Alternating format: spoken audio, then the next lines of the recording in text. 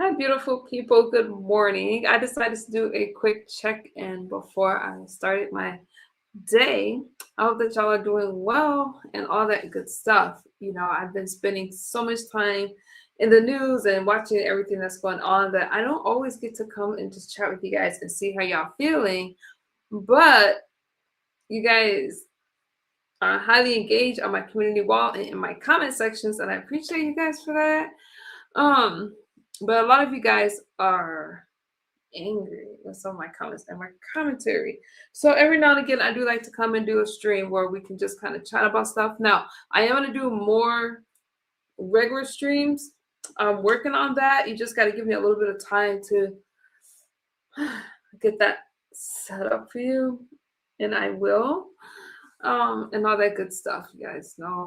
You guys know that I've been watching what's been going on in Iran and what's going on in this country, and we're getting ready for midterms are coming up, so we have a lot that's going on, and there's just a lot for me to cover. But what's good, Chakra King Black? I'm not going to be here long. I'm just kind of chatting with you guys before I do my other stream. Politics, I love it. How can you not? But I am going to do more regular streams later. You guys just have to give me some. Hey, Jerome, good morning. I'm just stopping by. I'm going to do a quick check-in with you guys. Okay. Hey, Unknown Challenger. Every now and again, I'll do a regular stream just to connect with you guys and see how y'all do it. I'm not going to be here along with you guys. This is a very timed stream because I have to get to something else. Tonight, I have a couple things going on. Good morning, Kaiser. How you guys doing? So what I was saying, you guys, is I am going to do more regular streams. And if you want to be, on the panel or something like that, leave me a comment under my community wall. So that way we can do it. And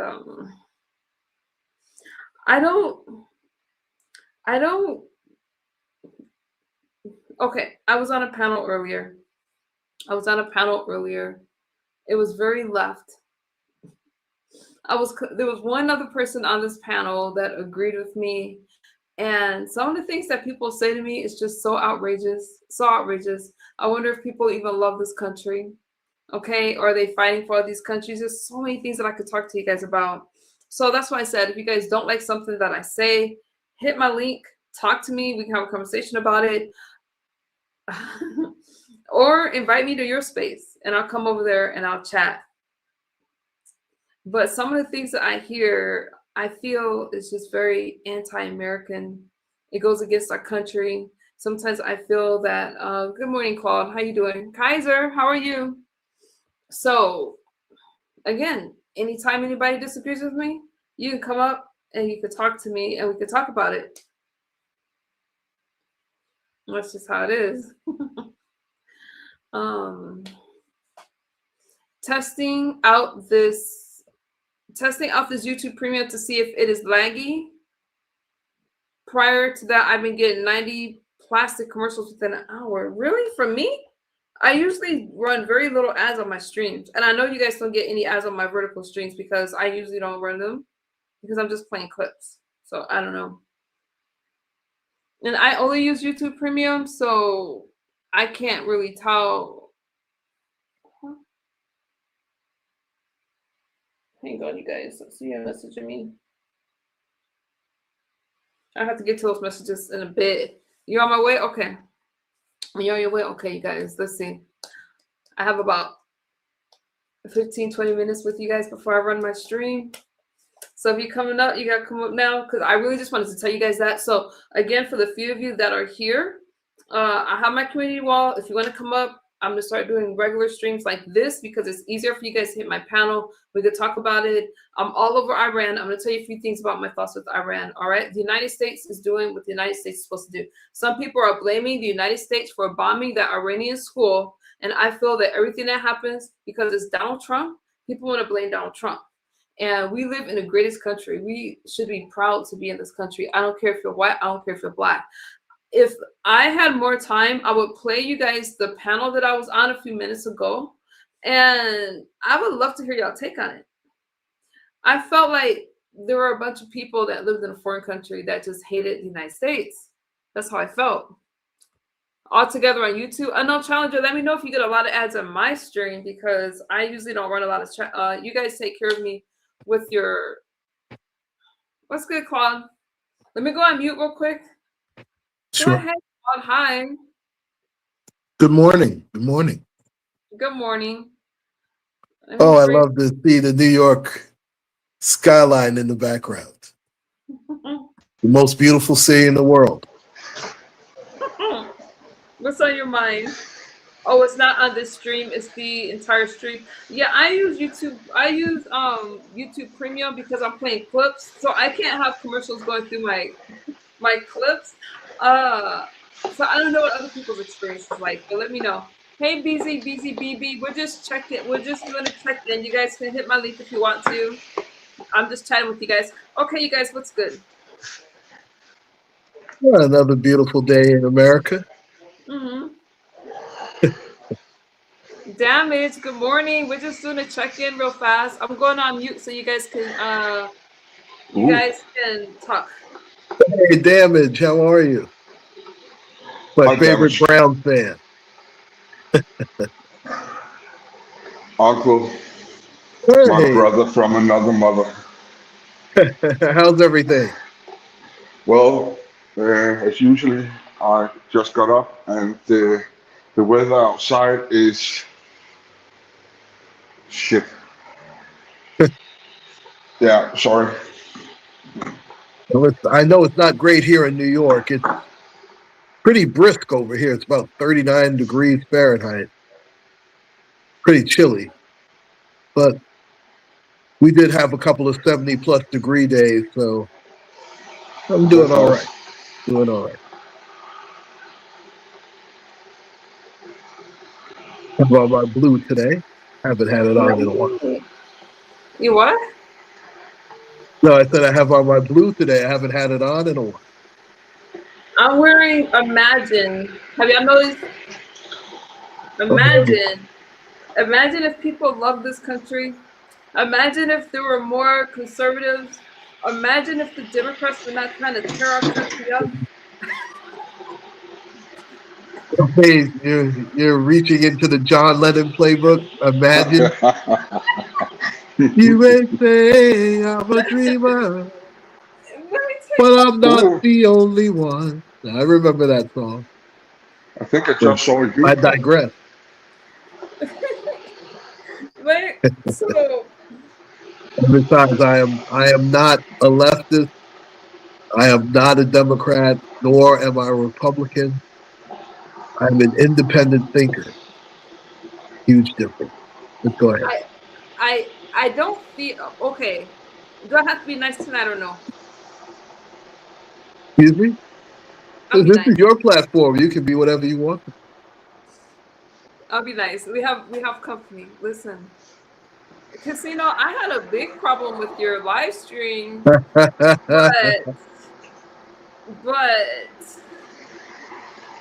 I don't have that live stream set up because I would show people what you guys are saying over there in your little channel. I felt like you were not American over there, but American.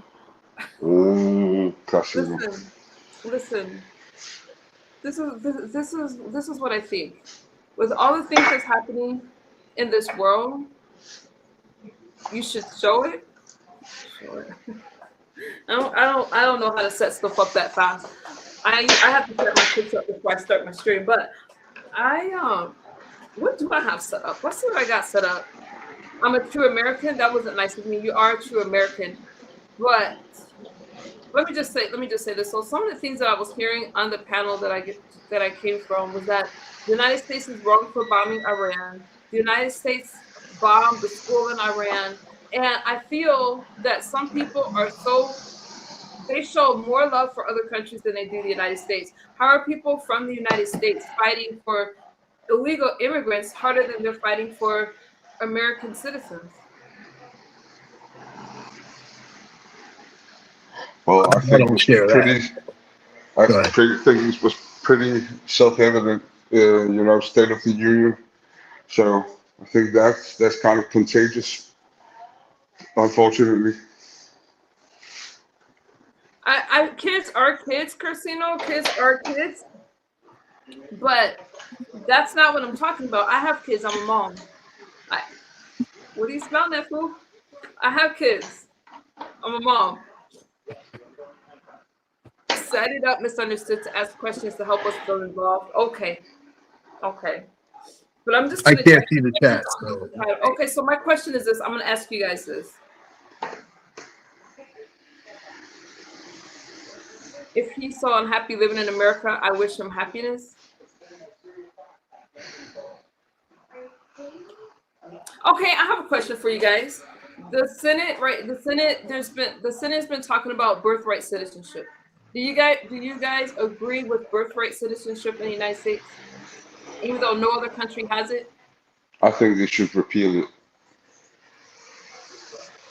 For those of you that don't know, we all know, you guys all know what I mean, what birthright citizenship is, right? So Yeah. there's a trial in the Senate. I haven't played it. I should have played it. If you guys want me to, tomorrow I can. It's about 2 hours. Y'all know I'm good for some 2-hour live streams. No, go ahead. So coming to this country, pregnant, having a baby, so the United States could take care of that baby for the life of the baby. I cannot go to China and have a baby. That baby is not going to be Chinese. That baby is going to be American. So right now in the Senate, and this has come up in the Senate before, they're ruling on if birthright citizenship is going to stay. They bond kids, and y'all don't care. No one. It's not that no one cares. You know, we're at war.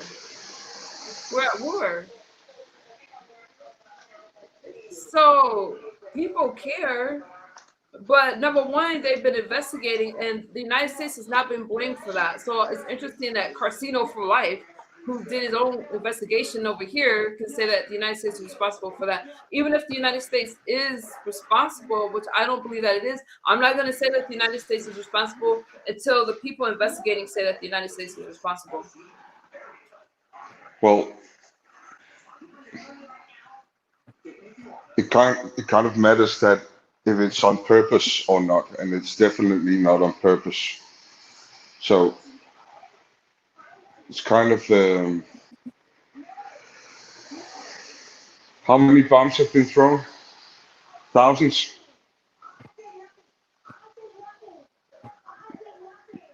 Can anybody hear me? I Yeah, can hear we you. hear I you don't fine. know exactly how many bombs we threw over there. I'm not sure the number. No, I'm just saying one of them might be whoops, and it's kind of the same story over again with Israel, that the amount of bombs being thrown, um, and innocent people will die in war.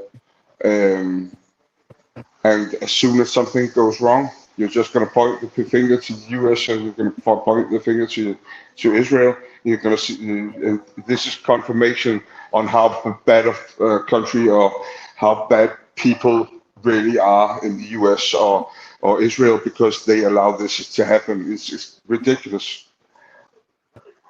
Let me see if I can find it. Okay, let me go on mute while you guys talk. But birthright citizenship, it's really stupid. Well, it's nice for those who get the birthright citizenship, but it puts you in a lot of problems. Well, it could put you in a lot of problems. We don't have it here. Well, let's first start off by saying that I don't think anybody in their right mind wants to knowingly bomb children. No. Or any citizen that has nothing to do with the war. I'm pretty sure nobody blatantly wants to do that.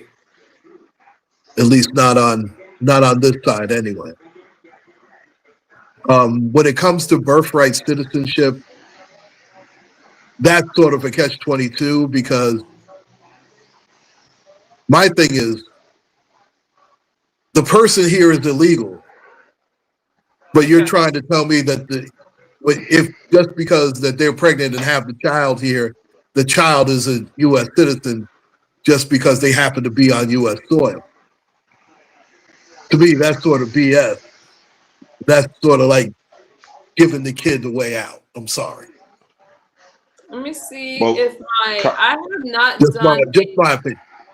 I haven't done a horizontal in a while, you guys. So it's kind of, I need to test this out before I do this earlier. Let me share this for educational phrase purposes, you guys. Oh, my Let's thing. see. I'm sorry, bro. Yeah, let's see what's going on. I told you guys this is happening right now. You want my opinion? I don't think it's gonna pass. I think we have some diehard liberals. We have some. I don't feel it's gonna pass. But right now, Republicans are the majority. But I just don't feel like this is gonna pass, you guys. Let me try this for you. Let me know if you can hear it. Senator, it's not going to pass. As a former because state attorney general, this is going to obviously be subject to litigation. The court has not definitively ruled on this yet, but knowing this court, I'm not sure how it would come out. I tend to think it might come out against what the president and all of us would like. But why was it important for President Trump to issue this order? Well, it's addressing a real perverse incentive that currently exists, whether it's remain in Mexico, making Mexico the waiting room to get rid of the incentive of catch and release. That's an obvious one. But here on Birthright Citizenship, it has created this perverse incentive for people to come here illegally. And if they have a child, then at that point, that child would be a citizen under that interpretation. But here's why that's wrong. Senator Howard, who was the author of that amendment, was very specific. He's quoted, he's written about it. It wasn't intended for illegal aliens. It wasn't even intended for people here lawfully who had children like ambassadors. So he was clear. That's sort of the intent behind it. It was specifically meant to address the Dred Scott case, which the Dred Scott case said effectively that slaves were not citizens. They weren't subject to the rights. They didn't get to enjoy the rights of being a citizen, the privileges and immunities of being a citizen. So it meant to address that specific issue at that moment in time. And so Judge Posner of the Seventh Circuit, who would never be considered a friend to conservative on these issues, he agrees with that interpretation. This wouldn't apply. Also, Harry Reid, who's no friend to conservatives, also agreed that this is not intended to be for children of illegal immigrants. So you're right, it's going to get litigated, but I think President Trump spoke very clearly on this, and I'm glad that he did. Yeah, I mean, it's all about how you interpret the phrase "and subject to the jurisdiction Correct. Thereof." And so it'll be fascinating to see how this plays out, but I think this is going all the way to the Supreme Court. Now, the Democrat AG in Arizona apparently it doesn't really know the people she actually represents. Watch this. I don't think that voters. Okay, you guys, before I play the rest, you guys have any comments on that? Now, Sino, I see you in the chat, Cudna. Listen, we are the only country. We're not the only country that have that, but we're the only country that's going to take care of you, give you all this health care, all these benefits. You're not going to go to any other country and they're going to take care of you the way that the United States does. So please don't misinterpret my words or what I'm saying. You guys have any comments on that before I play the rest of this? No? Okay. Well, never mind. Go ahead. Oh, wait. No, go ahead before I play the rest of the clip. I would disagree with you a bit because, people come here and they take advantage of social services systems. And, we pay a lot of money into free healthcare, education, anything of that sort. Per person, I think we spend a lot more than you do. Okay, but do they become citizens of your country by being born No. there? Okay, No, so no, but we're you can't disagree with me if it's not the same.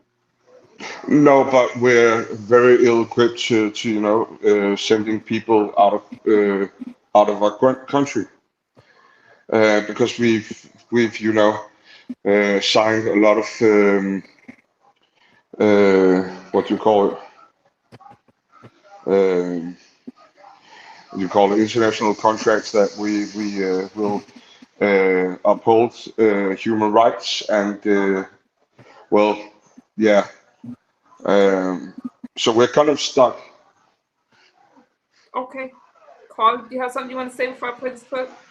I do find it ironic that they used the Dred Scott case of 1855 for this. I do find it amazingly ironic. Okay, Christino, I will look into that. Okay, did I stand corrected? Let's not I forget wanna the know, so if you Constitution have a still has baby, us as 3/5 of the human. But go ahead. if you have a baby in Canada, I'm not just talking about one or the other. I'm talking about both. You become a citizen and get to use all the benefits there. Okay, I'll look it up as a quick, please. Okay. How do I start this again? Here we go. Sorry.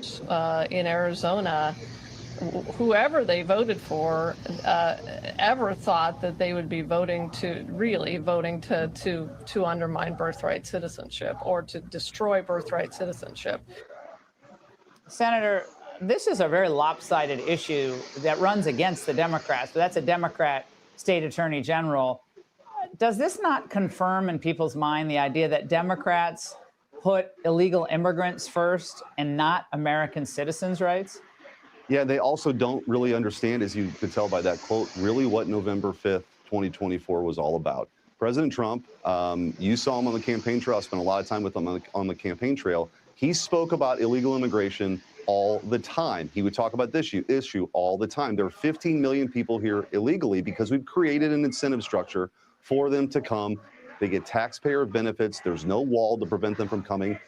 Mexico is no longer the waiting room. So the American people knew exactly what they were doing when they voted for President Trump. They wanted to end this invasion at our southern border. You would think that the attorney general of a border state would understand it. But again, I think it goes to how out of touch these Democrats are on the issues that matter to real people. All right, Senator, great to see you. Thank you very much. In the years after the American Civil War, the U.S. As much as I would love to watch that, we're not gonna do that right now.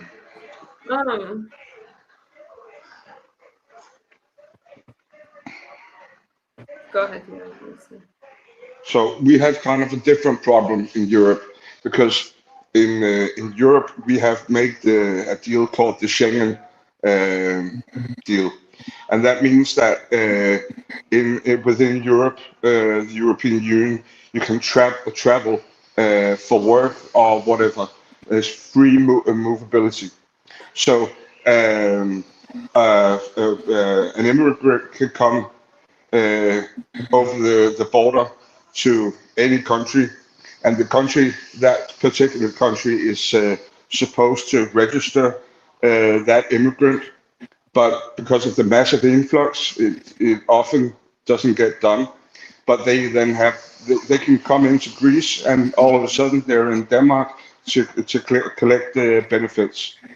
And see, that's the problem. So when I said last time that I really understand your migrant problem, it was because that I, did the math, and it would scale as 200,000 in Denmark alone. We couldn't account for. It's not that bad, but it's bad. Families reconnect, and we just don't know who's here. Okay, And yeah, that's we're a not problem. the only country that offers that stuff. Okay, you guys, but nevertheless, I'm sorry. Nevertheless, I would like to see it in the United States. I feel that we need to think about a couple things. People that have babies here, that's from another country. Let's say they're from a country that's been deemed as a threat to the United States.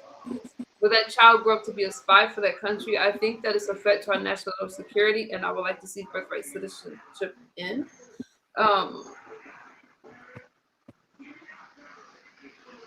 But I don't think that's gonna pass. I just don't.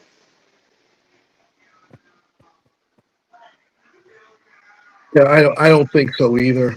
I think that I'm gonna be honest. I think people are fed up.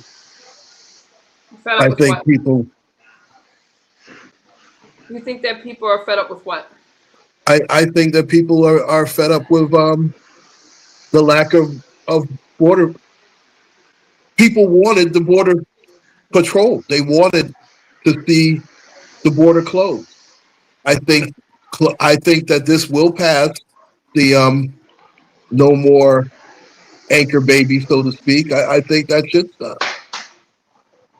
You could do it like in Denmark, where if one of the parents has their citizenship, that the child, the newborn, could get citizenship.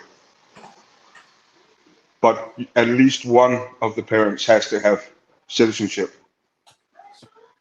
I think it's a problem. I don't think that's what the Constitution meant with birthright citizenship. I feel that that's a loophole, and they're using it the wrong way. If you come here just to have a baby, that child should not be a citizen of the United States.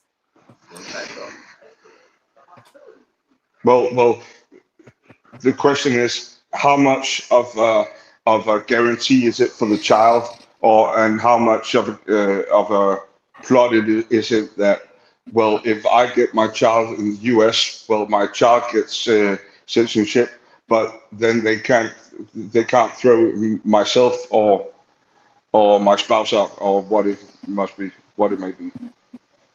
What do you mean? Well, that it's not just a protection for the child, that there's more nefarious considerations. You know, it's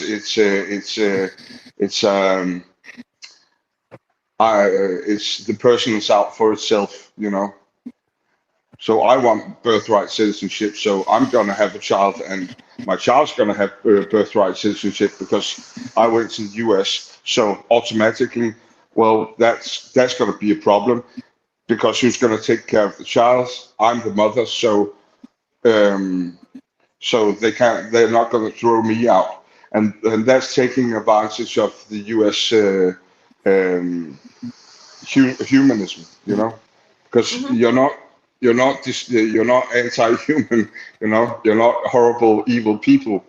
So whenever that happens, you're kind of in a bind, because what we're going to do, we're not going to throw the mother out, because we're going to have this baby nobody's here to take care of. So I think it's being used as it's kind of a trick. Many times, I don't know, but I would guess that it's being misused. I agree. And I don't even know. I agree with you. I don't really think it's something that we have to worry about, because it's not going to pass anyway. It's not going to pass. The judge blocked it once, and he's going to do it again. Let me bring you guys in. I'm going to show it to you guys. Debbie says, as a parent, I wouldn't leave my child in a foreign country over citizenship. You know what's interesting is the ones who do it, and then they say that with deporting illegal immigrants is separating families, but they're separating their own families when they leave them behind or drop their kids off in a country that they know nothing about. Well, the question is, how much does that actually happen? I don't think that, well, you should know, I don't know, but I wouldn't suspect that happens very often. I think that's kind of what's the problem, is that the authorities are in this situation, that people are migrating to have their children here, and by doing that, they're kind of guaranteeing their own safety. So. And I think they. But we have company. What's good, Christine? How often does it happen? I would say quite often. Quite often it happens. I could. Does that say Carcino is always right? So.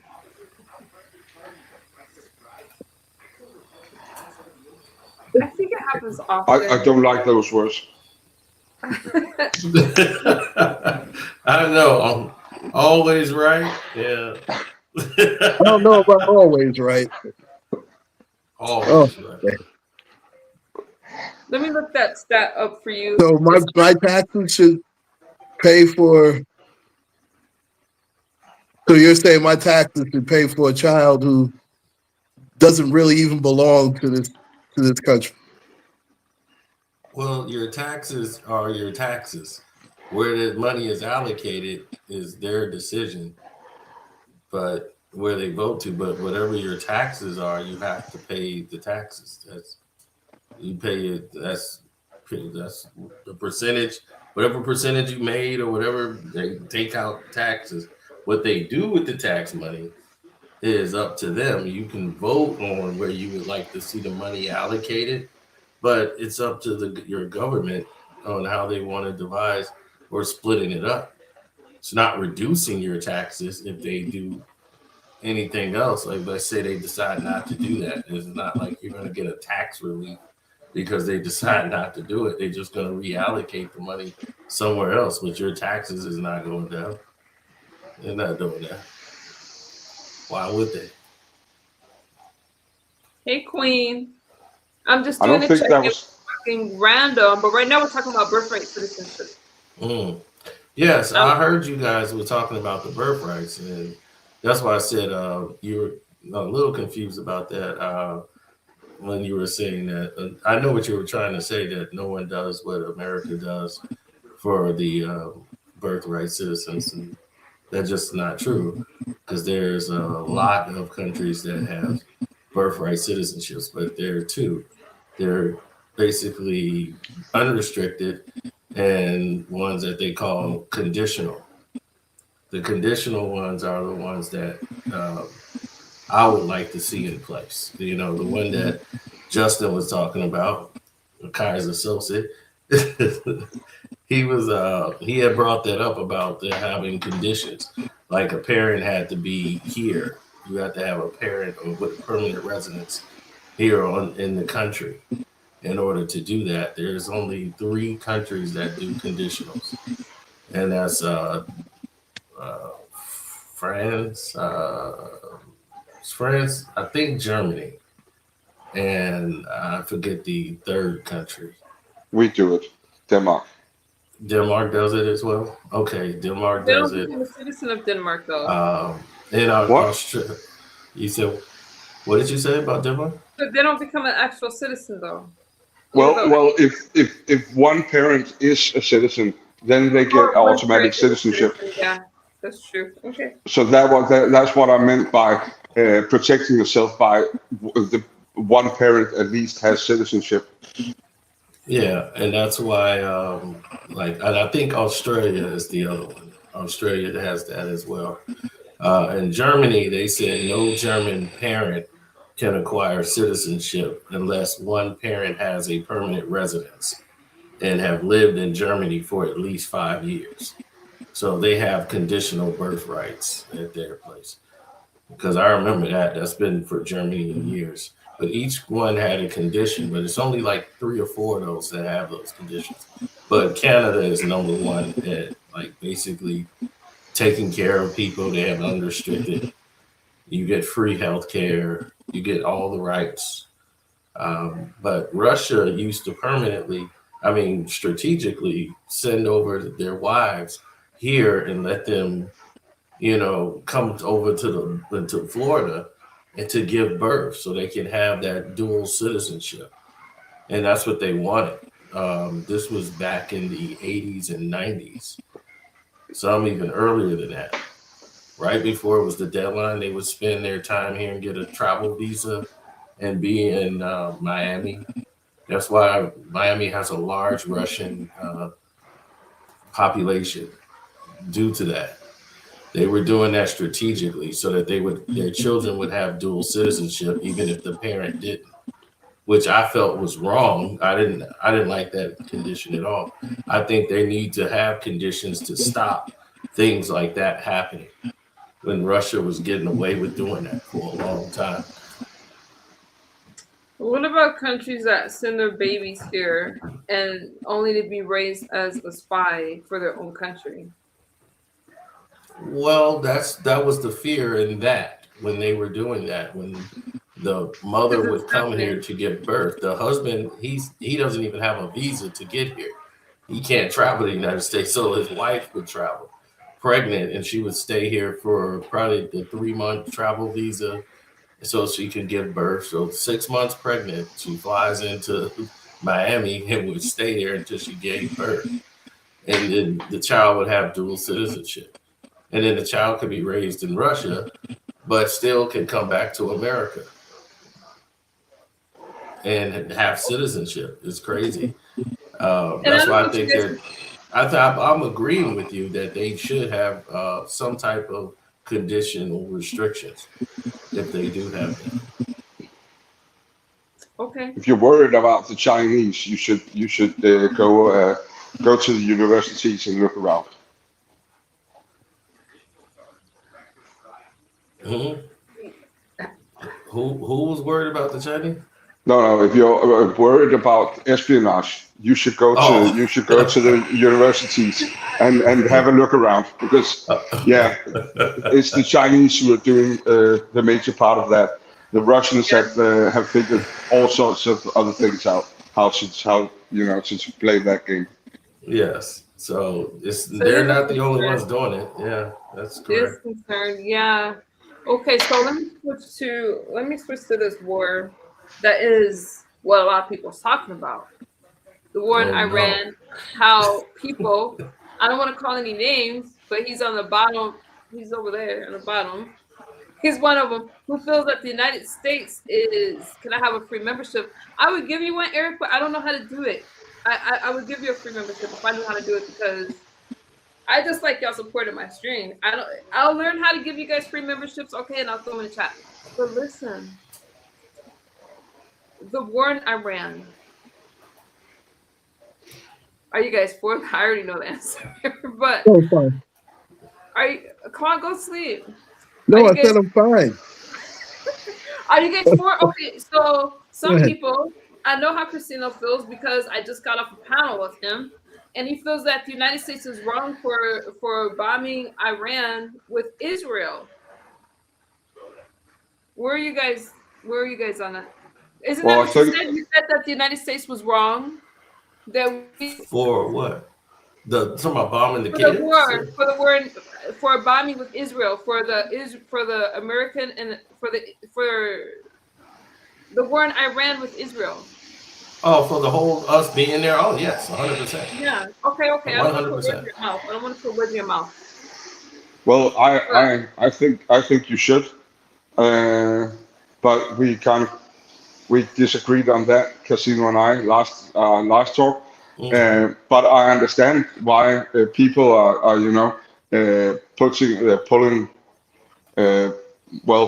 thinking that we should concentrate on the U.S. first. I understand that. I don't understand the argument that Iran is innocent, has never attacked anybody, anywhere. It's simply not true. But yeah, war's never pleasant, but sometimes war's necessary. And unfortunately, this time war's necessary, and that war has to be completed.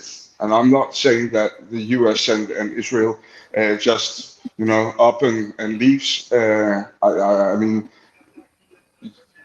Iran needs to have some kind of normalized leadership, something that's not the Iranian, the Islamic regime. The world needs it, because we're gonna have a lot of turmoil coming from the Middle East if it doesn't get done. And it's about time that the Middle East can live in peace. And that we can take this out and say, well, this could also help solve the Israeli Gaza problem, because Hamas won't get the funding for their terrorist attacks, and it will force the Palestinians to come to the table and work out some kind of deal. A deal they've said no to every single time it's been on the table. And it's been on the table a lot of times, even with 90% occupied territory, a release of that. So it's been declined every single time. So I think it's gonna solve a lot of problems. I don't think anybody wants war. I don't think anybody wants war, but this one seems like it's actually necessary. Whereas you can point to the Russian and Ukraine war and say, well, what the can I curse here? I'm gonna do it. What the fuck are we doing here? Really? Yeah, but really, in Denmark we're sending billions of dollars to Ukraine. We're feeding them with weaponry, and still we're saying, oh, well, we're not doing anything. Of course, it's like doing a proxy war in the same way as Hamas does it for Iran. So of course we're part of that war. I would love if we could pull completely out of that and force Ukraine to come to the table with Russia without us, really. So it's the same thing, yeah. Well, yeah, but see, over there they might say, well, this war is necessary. You see, and now you see the dilemma and who's being stuck. Claude, yes. It's okay, man. You can go take a nap. Bro. Yeah, I feel bad when I'm seeing Oh, I'm go to bed. I told you go to sleep. It's okay. I'm fine. Because I I'm feel waiting for you bad. to finish, but I'm fine. I want you guys to hear this before I want you guys to hear this as you. Yeah, I never got to say my part. Everybody else got to say theirs. Go ahead. You're quick to rush me to go to sleep, but you don't want to hear my take. I want to hear your take. I see where this is going. I see where this is going here tonight. That's okay. I mean, this morning. I need my cup of water. Go ahead. Okay, yeah. While you get your collagen water. I'm out of collagen, but I'm gonna. Oh, yeah, out of that again. Go ahead. I'll be right back. Well, I see you. Go ahead, Paul. As I said so eloquently the last time, I do believe in this aspect that, and it kills me to agree with Donald Trump, my favorite. I can't stand him.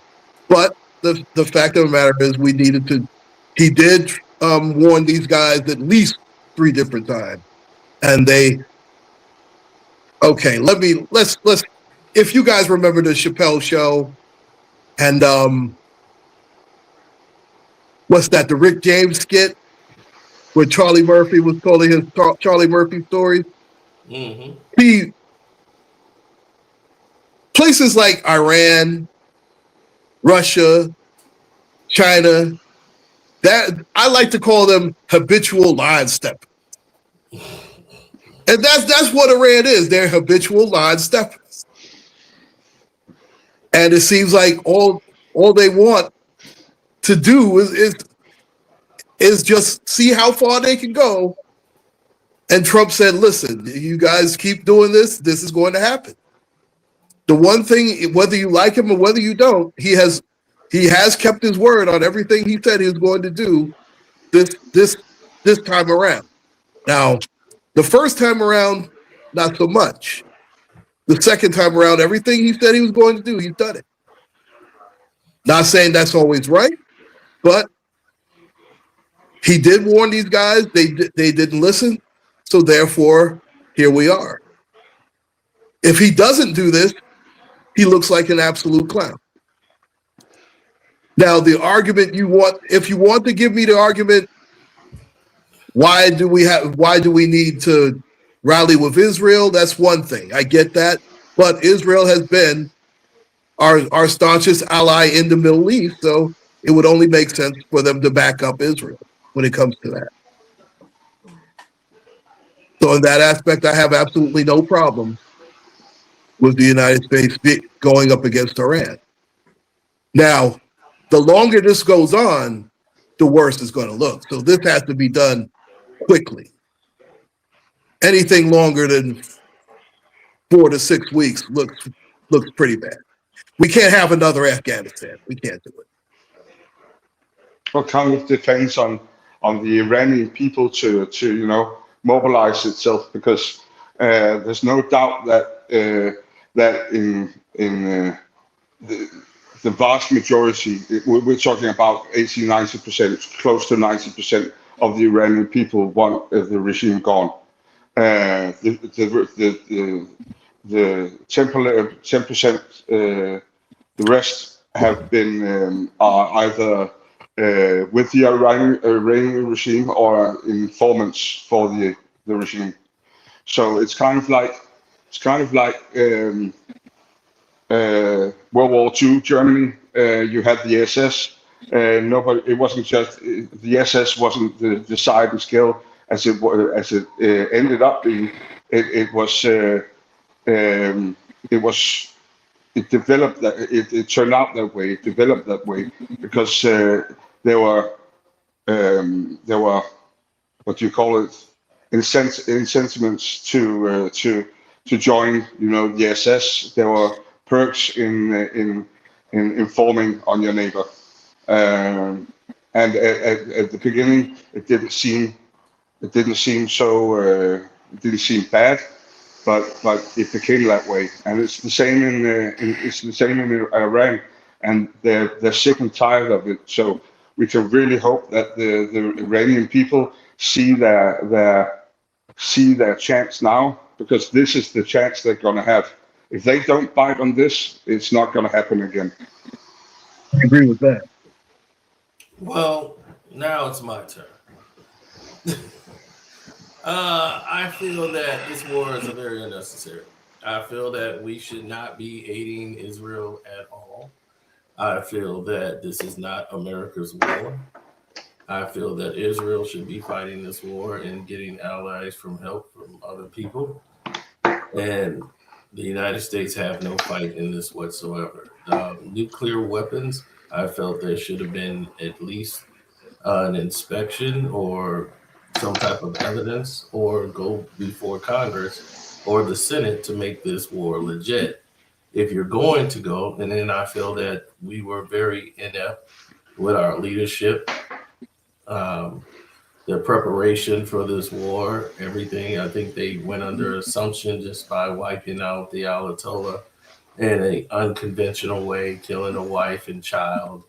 It just was that we were going to fold their regime, just get their regime to fold up. So, and they were just going to just make a deal. And to do that when you were in negotiations, and to do that before your present deadline that you set a deadline and you didn't stick to the deadline. You actually bombed them before the deadline that you set.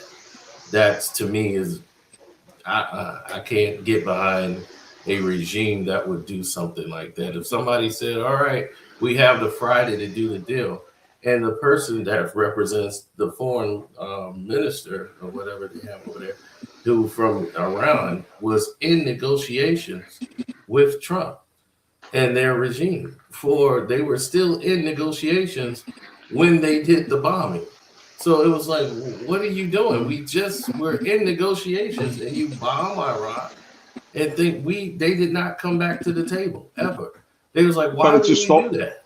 It's why a stall would we come tactic. back to the table? It's a stall tactic, and I think Trump has been in plenty of negotiations. They weren't allowing the inspections in the first place. Yeah, that's also a problem. That's why Trump pulled out. If they had allowed it, then your argument would make more sense. But they didn't even allow the inspectors to go into Iran. The inspectors That's a huge didn't problem. go there because the thing is they're not under contract. You have to have a contract first. So they're negotiating a contract. Their contract, Trump voided the contract. Yes, because the inspectors weren't allowed in. I misunderstood. Uncle Claude for senator. Let's put that back up. Well, Casino, because Trump pulled out because I think Uncle Iran Claude for wasn't. president sounds better myself, but I digress. Trump pulled out of the agreement because the among other things, the inspectors weren't allowed to go in and check up for themselves. So Iran has particularly has continually done these small trickeries, not completely enough, to call it a breach of contract, but enough to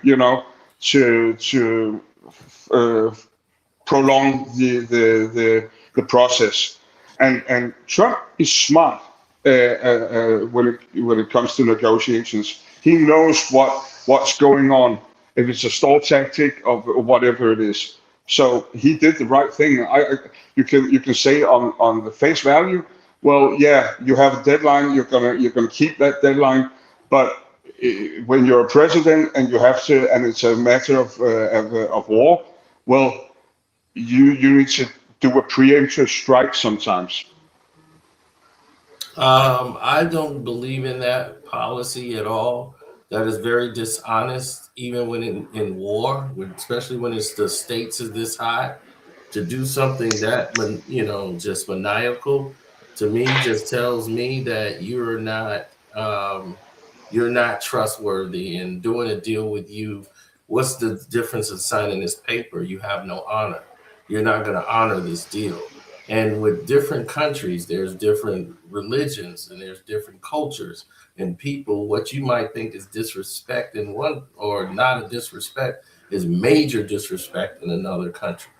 So this is things that we've seen and we've learned, and had a respect not to violate those things because they mean so much differently in other countries. We can't expect everyone to go along with American ideology.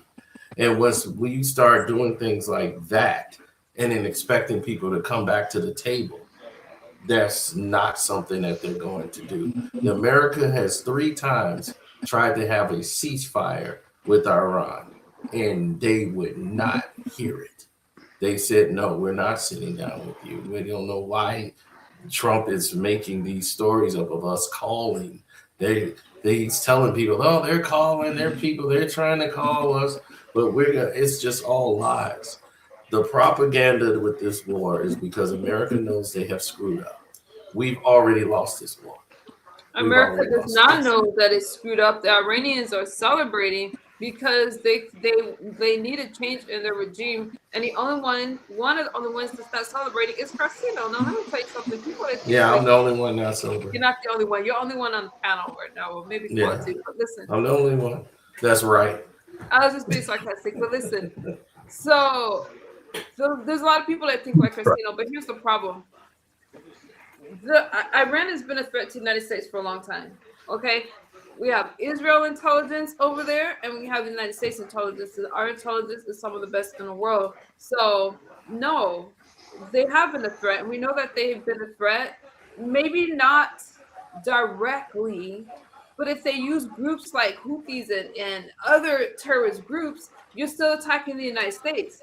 So it's problematic to say, oh, no, they're not. They've been friendly towards the United States. Listen, I don't think anyone really over here believes that the Iranians over there in that country are friendly towards the United States. They do not like the United States at all. Not like they don't have talking to. hate. We're talking hate.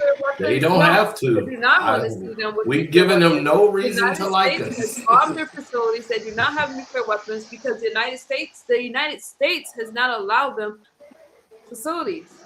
Well, I have to say, Casino. We've not given them any reason for them to like us. This is redundant, because this has nothing to do. Well, the Islamic regime has been hates the U.S. just for its ideology, only because of its ideology, nothing else. You're the big Satan. That's what they call you, the big Satan. Yeah. And they want the great Satan, but I digress. Right, but do you know how many countries over there in the Middle East feel that way about the United States? You think where we have our bases, they love us? You think the Saudi Arabian, that madman over there loves us?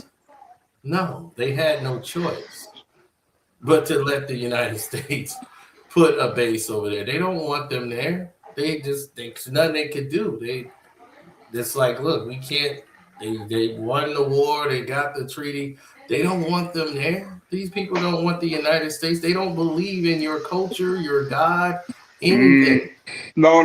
But they don't respect the United States at all in the Middle East like that. Well, respect enough to to do the Abraham Accords, because it's beneficial for everybody. That's and they right. see that, and they see that the UAE, Dubai, whatever, they're not interested in being marginalized in the world, and being marginalized from the US is just not good politics. They want a good life. They want all the luxuries in the world, and they don't want to be afraid that keep having to look over your shoulder, are they coming to bomb us? And that's what the Abraham Accords did. So this opens the door for the U.S. to facilitate bases in the Middle East. What Iran is doing is I have no words. It's just stupid.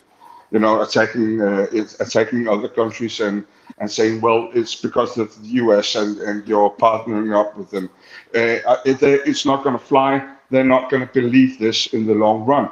They just attacked a Thai ship, and everybody's going like, what did the Thai do? Do you know why they did that? Yeah, in the Strait of Hormuz. Yes. You know why they attacked them, right? Tell me. No oil is getting out of there. No. So that's why they cut off that pipeline.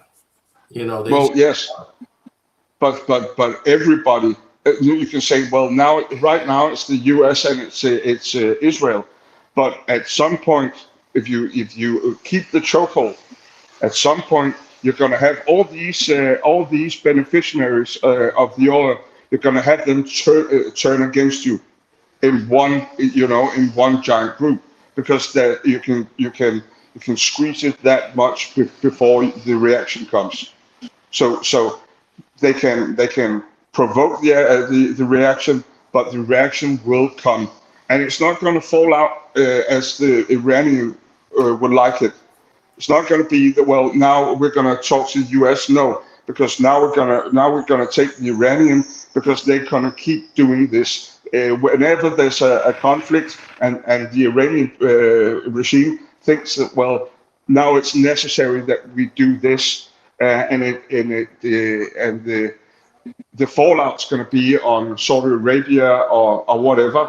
Well, that's too much power to give Iran under that regime. So they're gonna push them away, and they're bombing them. Also, it's just not smart strategy. It's really desperate. Here's the thing about Iran, though. When they bombed Iran and they decided to go in and bomb Iran, Biden had a chance to, when he got in office, for the 4 years he was there, they were trying to work on a deal to prohibit them from the uranium that they were bringing in, come up with a limit, and get a new deal.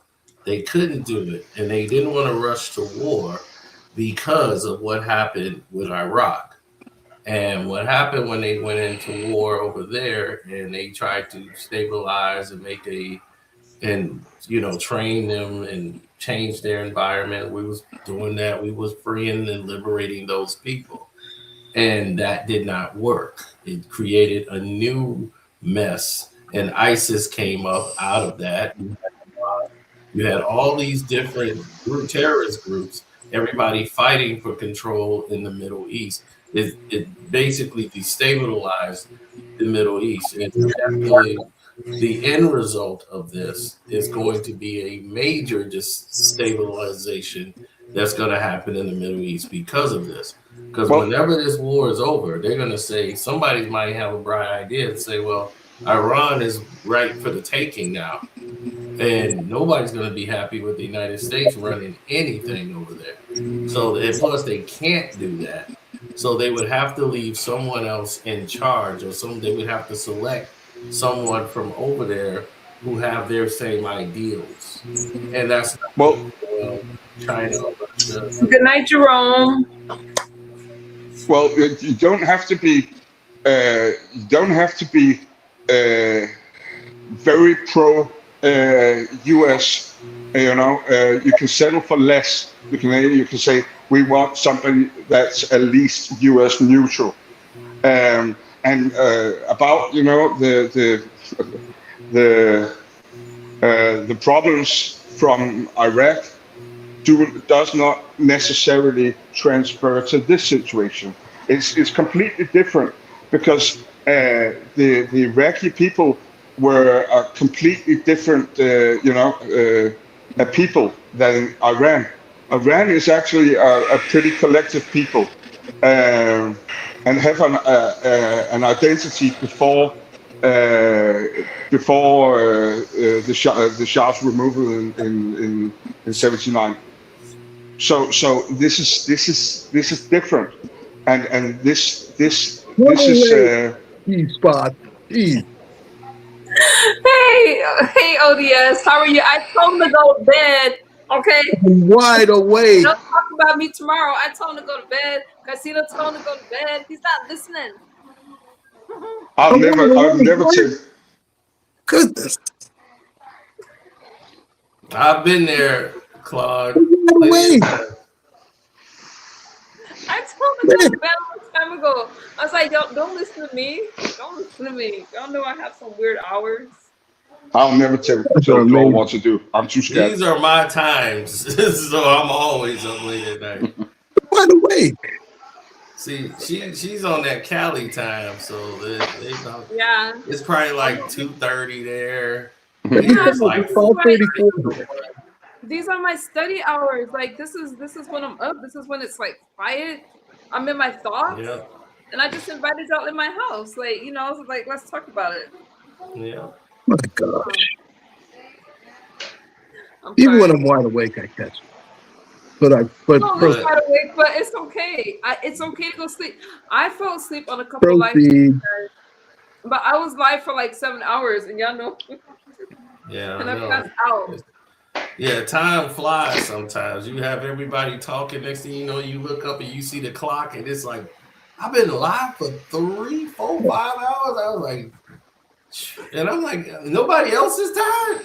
Guys, some people fell off and then they got back in the live. I have to be sleeping. No, Claude was just taking it run with it. Claude was rushing his eyes. MU, you should pin the StreamYard link. Oh, okay. Y'all know I'm not that technical. But listen, I'm gonna tell you guys this. What were we talking about before I said that? But terrific. Do you guys want to hear? You guys don't want to hear from Trump, do you? Let me tell you something. Absolutely. Oh God. No. You do want me to go to sleep. Because it's the same speech. I'm sorry. Yeah, we're gonna do it like never before. It's the same speech. Don't ever. We were a dead country, but now we're the hottest country in the world. It's the same They're almost out of missiles. They're down to like 3 missiles. It is the same speech. I love listening to him. I think it's that the greatest in the world. Yeah, he's terrible. He tells so many lies. I'm just like, I can't follow anyone that lies. He exaggerates. He exaggerates a lot. Well, I look at it like this. And then he'll bring up Biden another 10 times. Think of that too. Like, all right, you won. We get it. Hooray for you. Jeez. I think it's. I don't need to hear you Biden another 10 times. They were saying, don't bring up Trump. Biden, you're the president. Why are you bringing up Trump? It's you. You got it in office now. You won. And so all he does is bring up Biden. It was disgusting between him and then Kamala. The way that her whole campaign was, using people's hatred towards Trump to try to win. That's all I'm saying. I feel Not hatred. I'm telling you the truth. It's the same No, truth all the time. she lost the election before it even started because she never was elected, period. She never really won an election at all. She was joined with. selected even when she lost to Biden.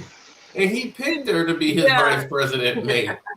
So Hey, she Aaron. said all of these bad things about him and then was right there holding his hand like, he's okay now. I'm like, how did this just happen?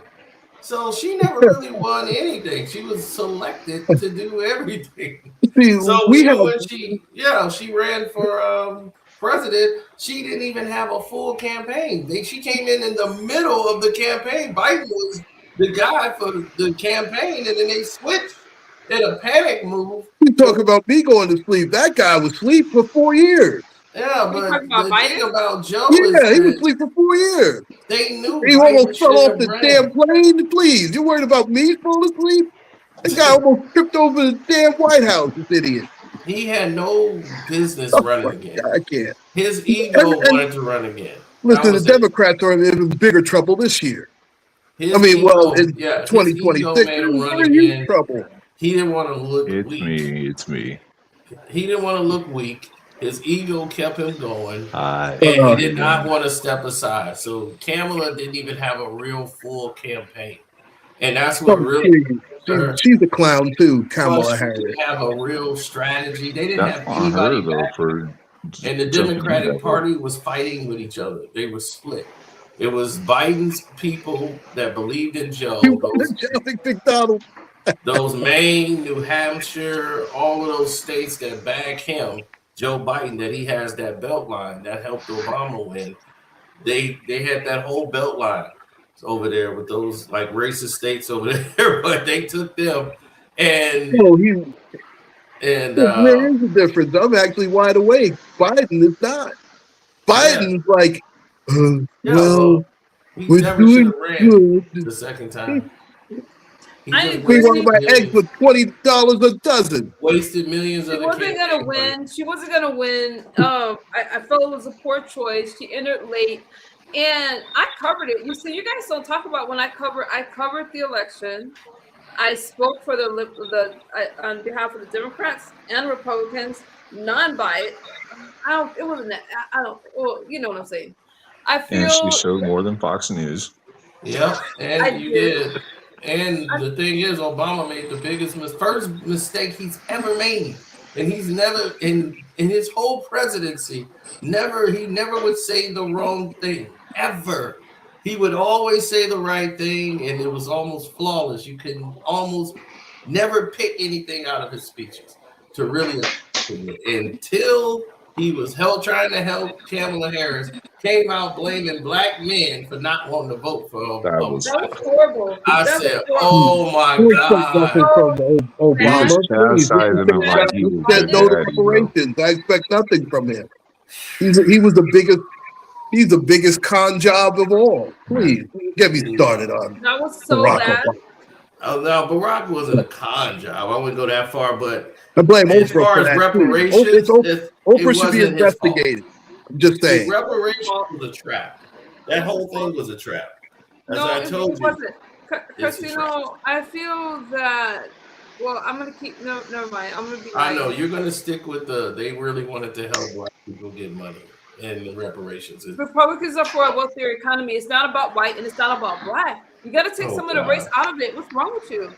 It's about the economy being wealthier. Okay. Let's say they approve reparations. Okay, let's just do this. Me and you. Let's say there's a deal for reparations. How much do you think we're getting? Or that we're eligible for? It's supposed to be 40 acres and a mule. I mean, just guess. What was 40 acres? The Jewish people had the Holocaust was about what 20 years. So 20 years they got a few billion, right? They got some billions. So now we're gonna argue the cost. So now, attacking interest. No, we're not talking race, and we're talking about reparations. They were paid reparations. Holocaust was about 20 years. Give or take, whatever you want to do, but they got billions for that. Blacks in this country, slavery was about over 400 years. So how much do you think that would allocate for black people? How much in a ballpark you think that would be? Well, I usually don't talk about reparations, but since you're asking me about it, I usually don't. But if I had to calculate, just to get off camera, if I had to calculate it, then I would have to calculate it by the I'll be land. right back. I'm still listening. Okay, you'd have to look at today's currency and multiply. And it was really specific about the land. More importantly, though, than all that, because it was spelled out. Now it wasn't 40 acres and a mule; it was 40 acres, and that was held up by the Supreme Court because in those days it was common for soldiers to get paid that way. And he asked those 20 black men how they want to get paid, and that's what they wanted. Don't roll your eyes when I'm talking to you. But what I was saying is, I didn't roll my eyes at all. Okay, sorry about No, that. I think that's probably Claude rolling his eyes, going to sleep. But I'm not going to. Will you stop it? It's not I was going to about say that we're owed at least $6 trillion, but I digress. Go ahead. Republicans okay. would be more in favor of it. Obama denied it. He said blacks was not ready for reparations. Republicans have passed the bill for reparations. They're more than likely to pass the bill for reparations, not because you're black, not because of anything else, but a wealthier economy keeps, and I'm not saying that this is the reason why they would pass it. I'm not saying that. But I am saying if you want to take race out of it, you can just put in wealth. A wealthy economy it's better for the whole country. And I agree with that. It's better for the whole I agree country. with that. Everything you're saying is correct. Everything you're saying is correct. But we're taking things out of context. We're just taking things out of context. Yes, we are. We're taking it as a surface thing. No, we're not. Well, he said we're not ready for. Why would he say that? Why would he say blacks not ready for reparations? I can explain it for you, but what he said was, well, I'm not going to do it right now because I don't have it set up.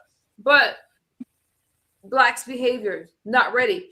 A journalist questioned him, and they asked him to say that. Our behavior have to do with us getting money. You can't ask me to speak on why he said what he said. You can't ask me to do that. I'm not going to do it. Well, I'm just saying his reasoning why. He said nothing about, oh, well, it'll separate black people and things. No, he talked about the behavior of black people. Democrats were majority in office. He could have easily have passed the law. He didn't. He chose not to. Okay? He turned down the bill that was proposed by the Republicans. And what did this bill have in place? It must have been something in the bill that did not resonate. Listen, your president. And I already know what's in the bill. I know there's always something in the fine print that people just want to hang on. I know. He said no. The bottom line is they didn't get it. They're not going to prove. I mean, no matter how black people would have to prove that they're black. No matter how much you dress that's up. why the bill didn't get passed. It was never going to be passed. The Republicans did this as a wag the dog situation. A lot of black so it could look like Barack Obama turned down reparations. I've seen this move done 1,000 times.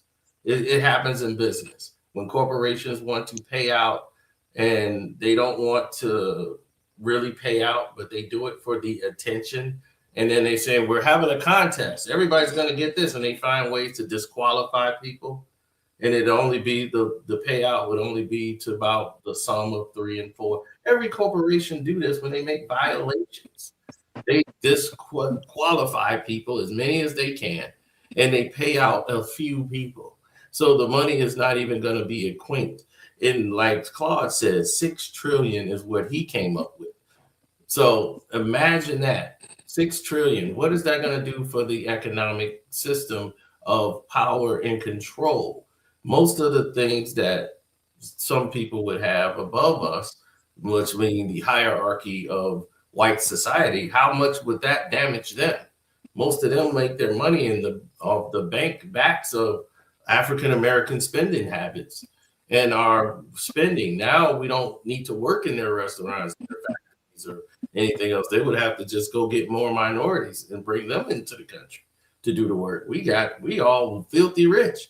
So there's no way our education, our infrastructure, we can build our own business, start our own companies. We don't need to go to their banks to get a loan.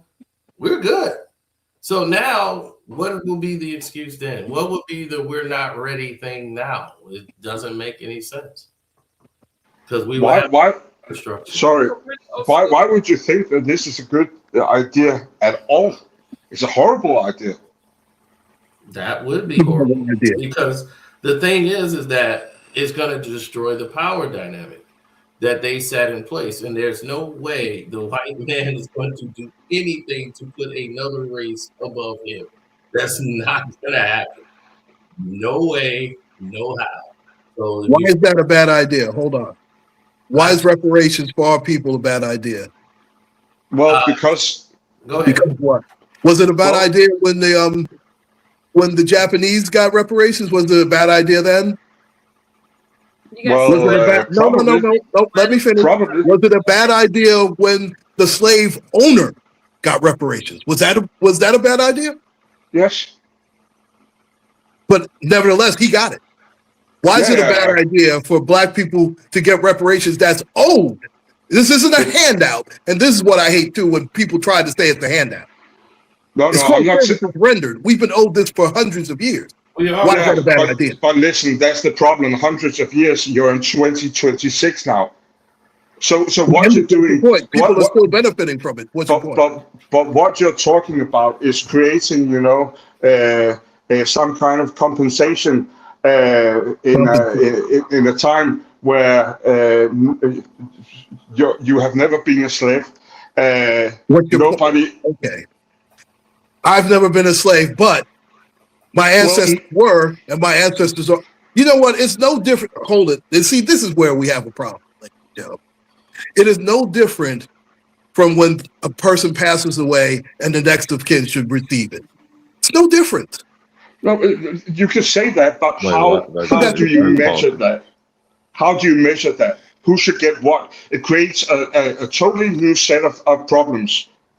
And you're actually always another set of problems when it comes to our people. It was no problem when it was given out to any other race of people or any other gender of people, but it's a problem when it comes to our people. Why? Okay, Justin, I have a question for you. Do you believe that the Jewish Holocaust people should have gotten reparations? Well, it's the same. No, not necessarily. Not necessarily. I understand that they got some land to live on, but no, not compensation like that. No. Okay, and why do you feel nothing to do with it? Why do you feel they shouldn't have gotten compensation? Well, I think it's how do you measure that? It's the measurement technique that's the problem. How do you measure that? Because what you're going to do is you're going to penalize people who have never had slaves, never been invested in the slave trade in any way. They're going to have to compensate you also. And what about other people being slaves? Whites were slaves. Do they get compensation? No. Hold on. When were white people slaves in America? When? They weren't slaves. They were indentured servants. The Irish. Not in grand scale. It's a whole different ball game. Yeah, it is. Well, it's a whole different ball game. I wouldn't. But can't you see? Because I think was it you, Claude, or was it Casino who said, well, the white man will never let another race. That is true. Yeah, but that's the problem. It's always it's a continuation, of oppressor. Yes, it's a problem. It's a you could say that, but it keeps being that when you. What? Then everybody should be treated equally. Yeah, but not everybody got an equal start. No. But that's that. You can say that about childbirth. Some people are more stupid than others.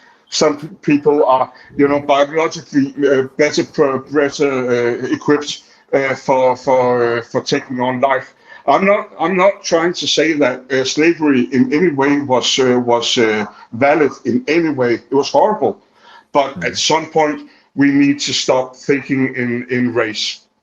But when we it's impossible to do in this country. But I digress. You can say that. I would love to, but the world is. I'm reminded every day. I'm reminded every day. I wish I could not talk about race. Be nice. Yeah, no, great. Unfortunately, there's true racists out there, though. Oh I yeah, can't I force mean the issue. it's systematic. The racial is systematic. They rigged the game systematically. You think you're gonna escape it going to another country? It'd be even worse systematically.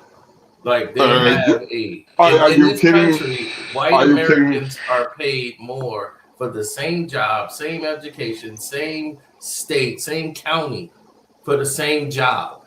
A white man will get paid more than a black man, almost 2 to 3 times. A white woman get paid more than a black woman. Same education, same. They have already broke this down. No changes happened. They still have that glass ceiling and bank, even your home loans, your interest rates on home loans, you getting your house appraised. They have to take out and they had to put a fake white family in there to get the right rates. Banks don't want to give home loans to blacks without high interest rates, even if they can't afford it. And even people who are Caucasian, they had to do a whole 40% interest rate. Yeah, it's ridiculous. And it's unfortunate, but this is the reality that we have to live through every day, just being black, just because of the color of our skin. But they want us to ignore it and just act like, well, why don't we pull ourselves up by our own bootstraps? Like, well, nobody else had to.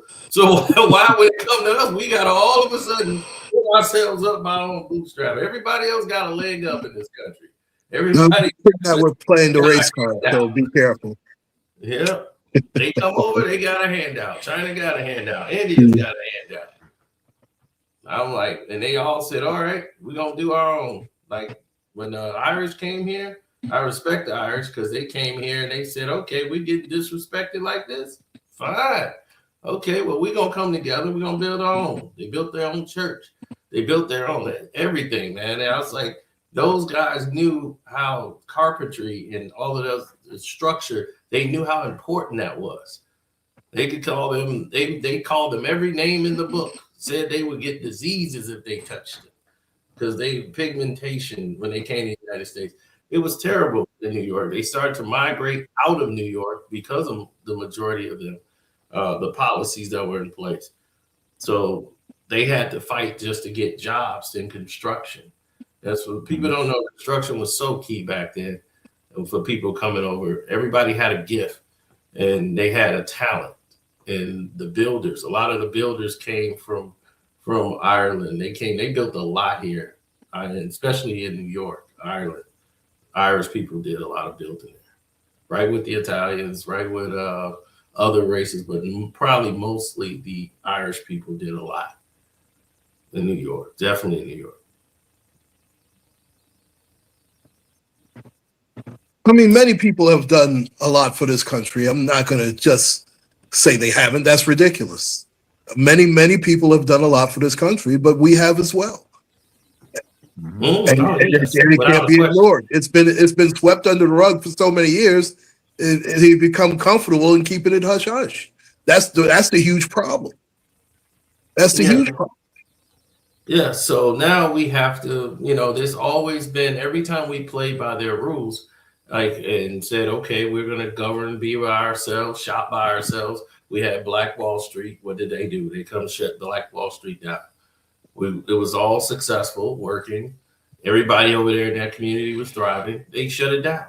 Every time we doing something that they say they wanted us to do, we were shopping amongst ourselves, banking amongst ourselves, and had our own community, and it was thriving. And they wanted to shut it down so that we have to go back to spending our money with them. So again, which one is it? Like which way do they want us to do? We have farmland. We used to own, was it 36% of farmland? Now we're down to 1% in America. 1% of farmland owned by blacks in the United States of America. We're at 1%. Who owns the most farmland? China? I think China.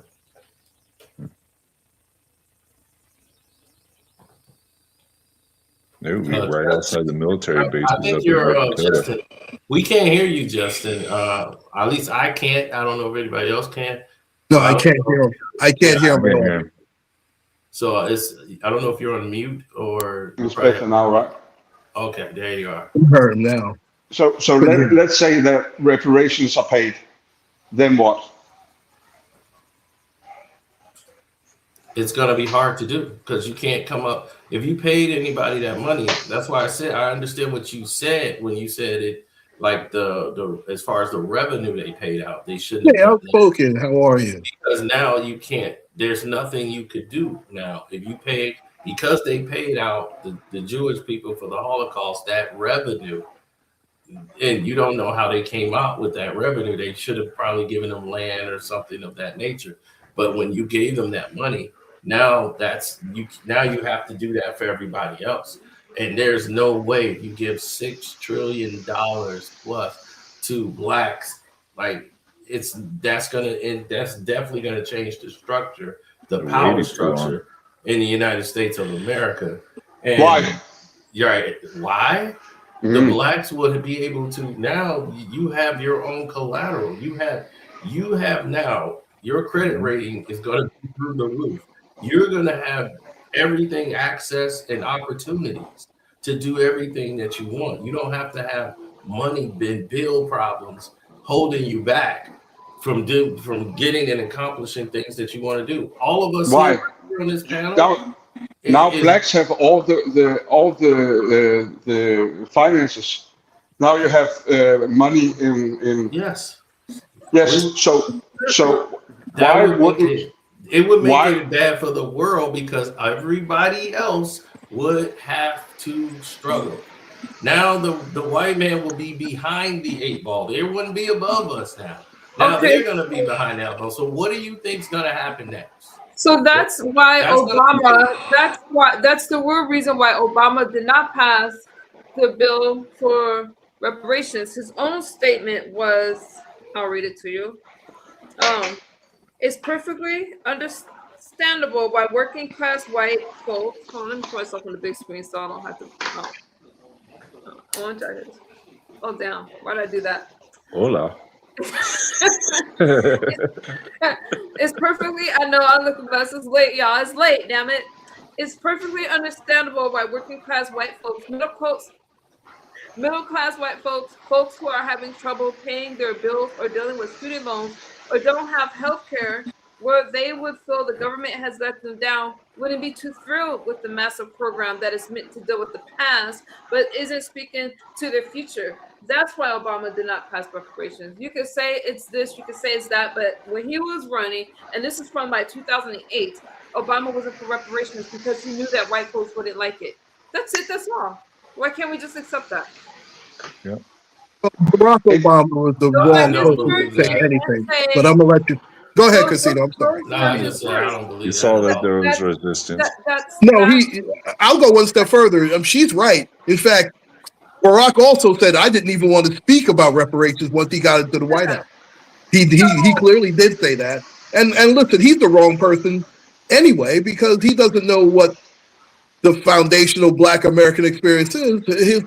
His parents were from, his father was from Kenya, and his mother is Caucasian. He's the wrong person. He knows nothing about our experience. Why? Because he's from Kenya? Zero. There's reasons why I don't have these conversations. Because he doesn't have any connection to anybody who went through. Right. He doesn't have the lineage with slavery. He has no idea what the foundational Black experience is. Zero. No. Well, my forefathers were slaves. The ones that voted for Obama was let down, and that's why I do not vote because of a person's particular race. I refuse to do it. I'm not going to vote for you because you're white. I'm not going to vote for you because you're Black. No, you vote for the best person for the job. I'm sorry? Of course. I mean, that goes without saying. Okay, but you... Now, unfortunately... Hold on. How you vote for Biden? They feel that you should vote Democrat because you're Biden's a clown. I mean, remember, what did he say again? Oh, yeah. If you ain't vote for me, you ain't Black. I mean, he's a clown too. I mean, please. What is wrong? I don't care who it is. Okay, we can't all talk at once. Jasmine Crockett said, vote for me because I'm Black. I'm not going to vote for anybody because of the color of their skin. I'm going to vote for the person that's going to be the strongest for the country. That's going to, regardless if you're Republican or Democrat, I'm going to vote for the best person for the country. Have you ever voted for a black person? It's not about me, Christino. It's not about me. That sounds like a double. It's not about me. I asked the question. That has nothing to do with the asked the conversation. question. That has nothing to do with the conversation. Right. Okay. I'm sure I just could have. asked I'm the gonna have to question. look at my voting history to my know that. God. I could have, Chrisino. I'm not 100% sure. I don't really remember. I don't. I just asked the question. I don't really like that. That pivot, man. That pivot. She should be in the NBA with that pivot.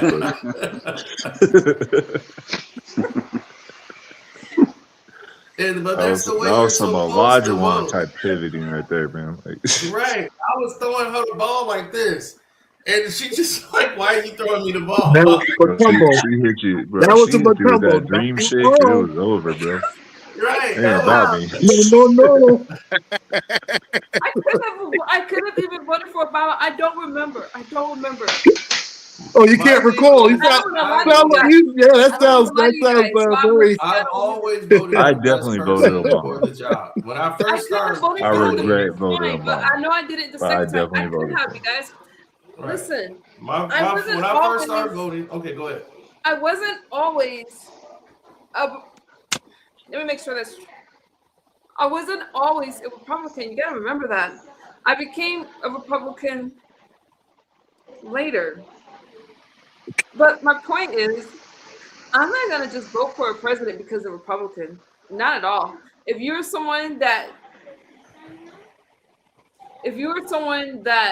was not for our country and you were talking about other things like maybe open borders, let's say that you were a liberal, like you weren't a conservative, I'm not going to vote for you just because you could be a rhino for all I know. I'm not going to just vote for the person because they call themselves something.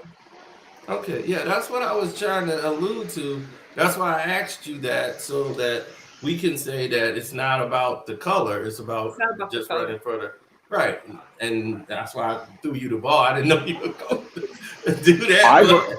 But I voted for Obama.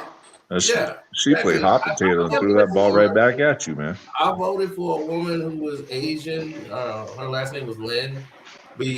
She was the most qualified for the job. No other person wasn't qualified that she was running against. But when I was young, when I was 18 years old, I voted for what our household was voting for. You know, our household was Democrat. I'm pretty sure I voted for Obama the first term. I'm pretty sure I did because my family was happy when he first ran. My family pretty much turned on me, or they feel that I am that I did something so horrible by being conservative. So I'm pretty sure I did. But I was so unhappy that first term, there's no way I was going to do that again. Yeah. Well, the thing is that I don't know. Well, I don't know why you would be after the first term. You're a woman of color. You should have been thriving in the Obama terms. No. He definitely took care of the women of color. Because I work hard. I do well. I can thrive under a Republican or a Democrat president because I'm a hustler and I'm going to make it work. I do not blame anybody for my problems. I can say, you know what? I'm a minority. I'm a woman. I can't make it. I could do what you guys were doing on your panel, Christino, but I'm not going to do that. My life is my responsibility. And if I can't make it in the greatest country in the world, because I live here, then it's my problem. It's not a you problem. Oh, okay. Good night, Curly. Good night, It's Curly. not Biden's fault then. They can just, it's not Obama Biden's fault. What's up, Carly? You have to make it. And we all have obstacles. We all have obstacles. I don't think because Dr. Manhattan is very white that he doesn't have problems.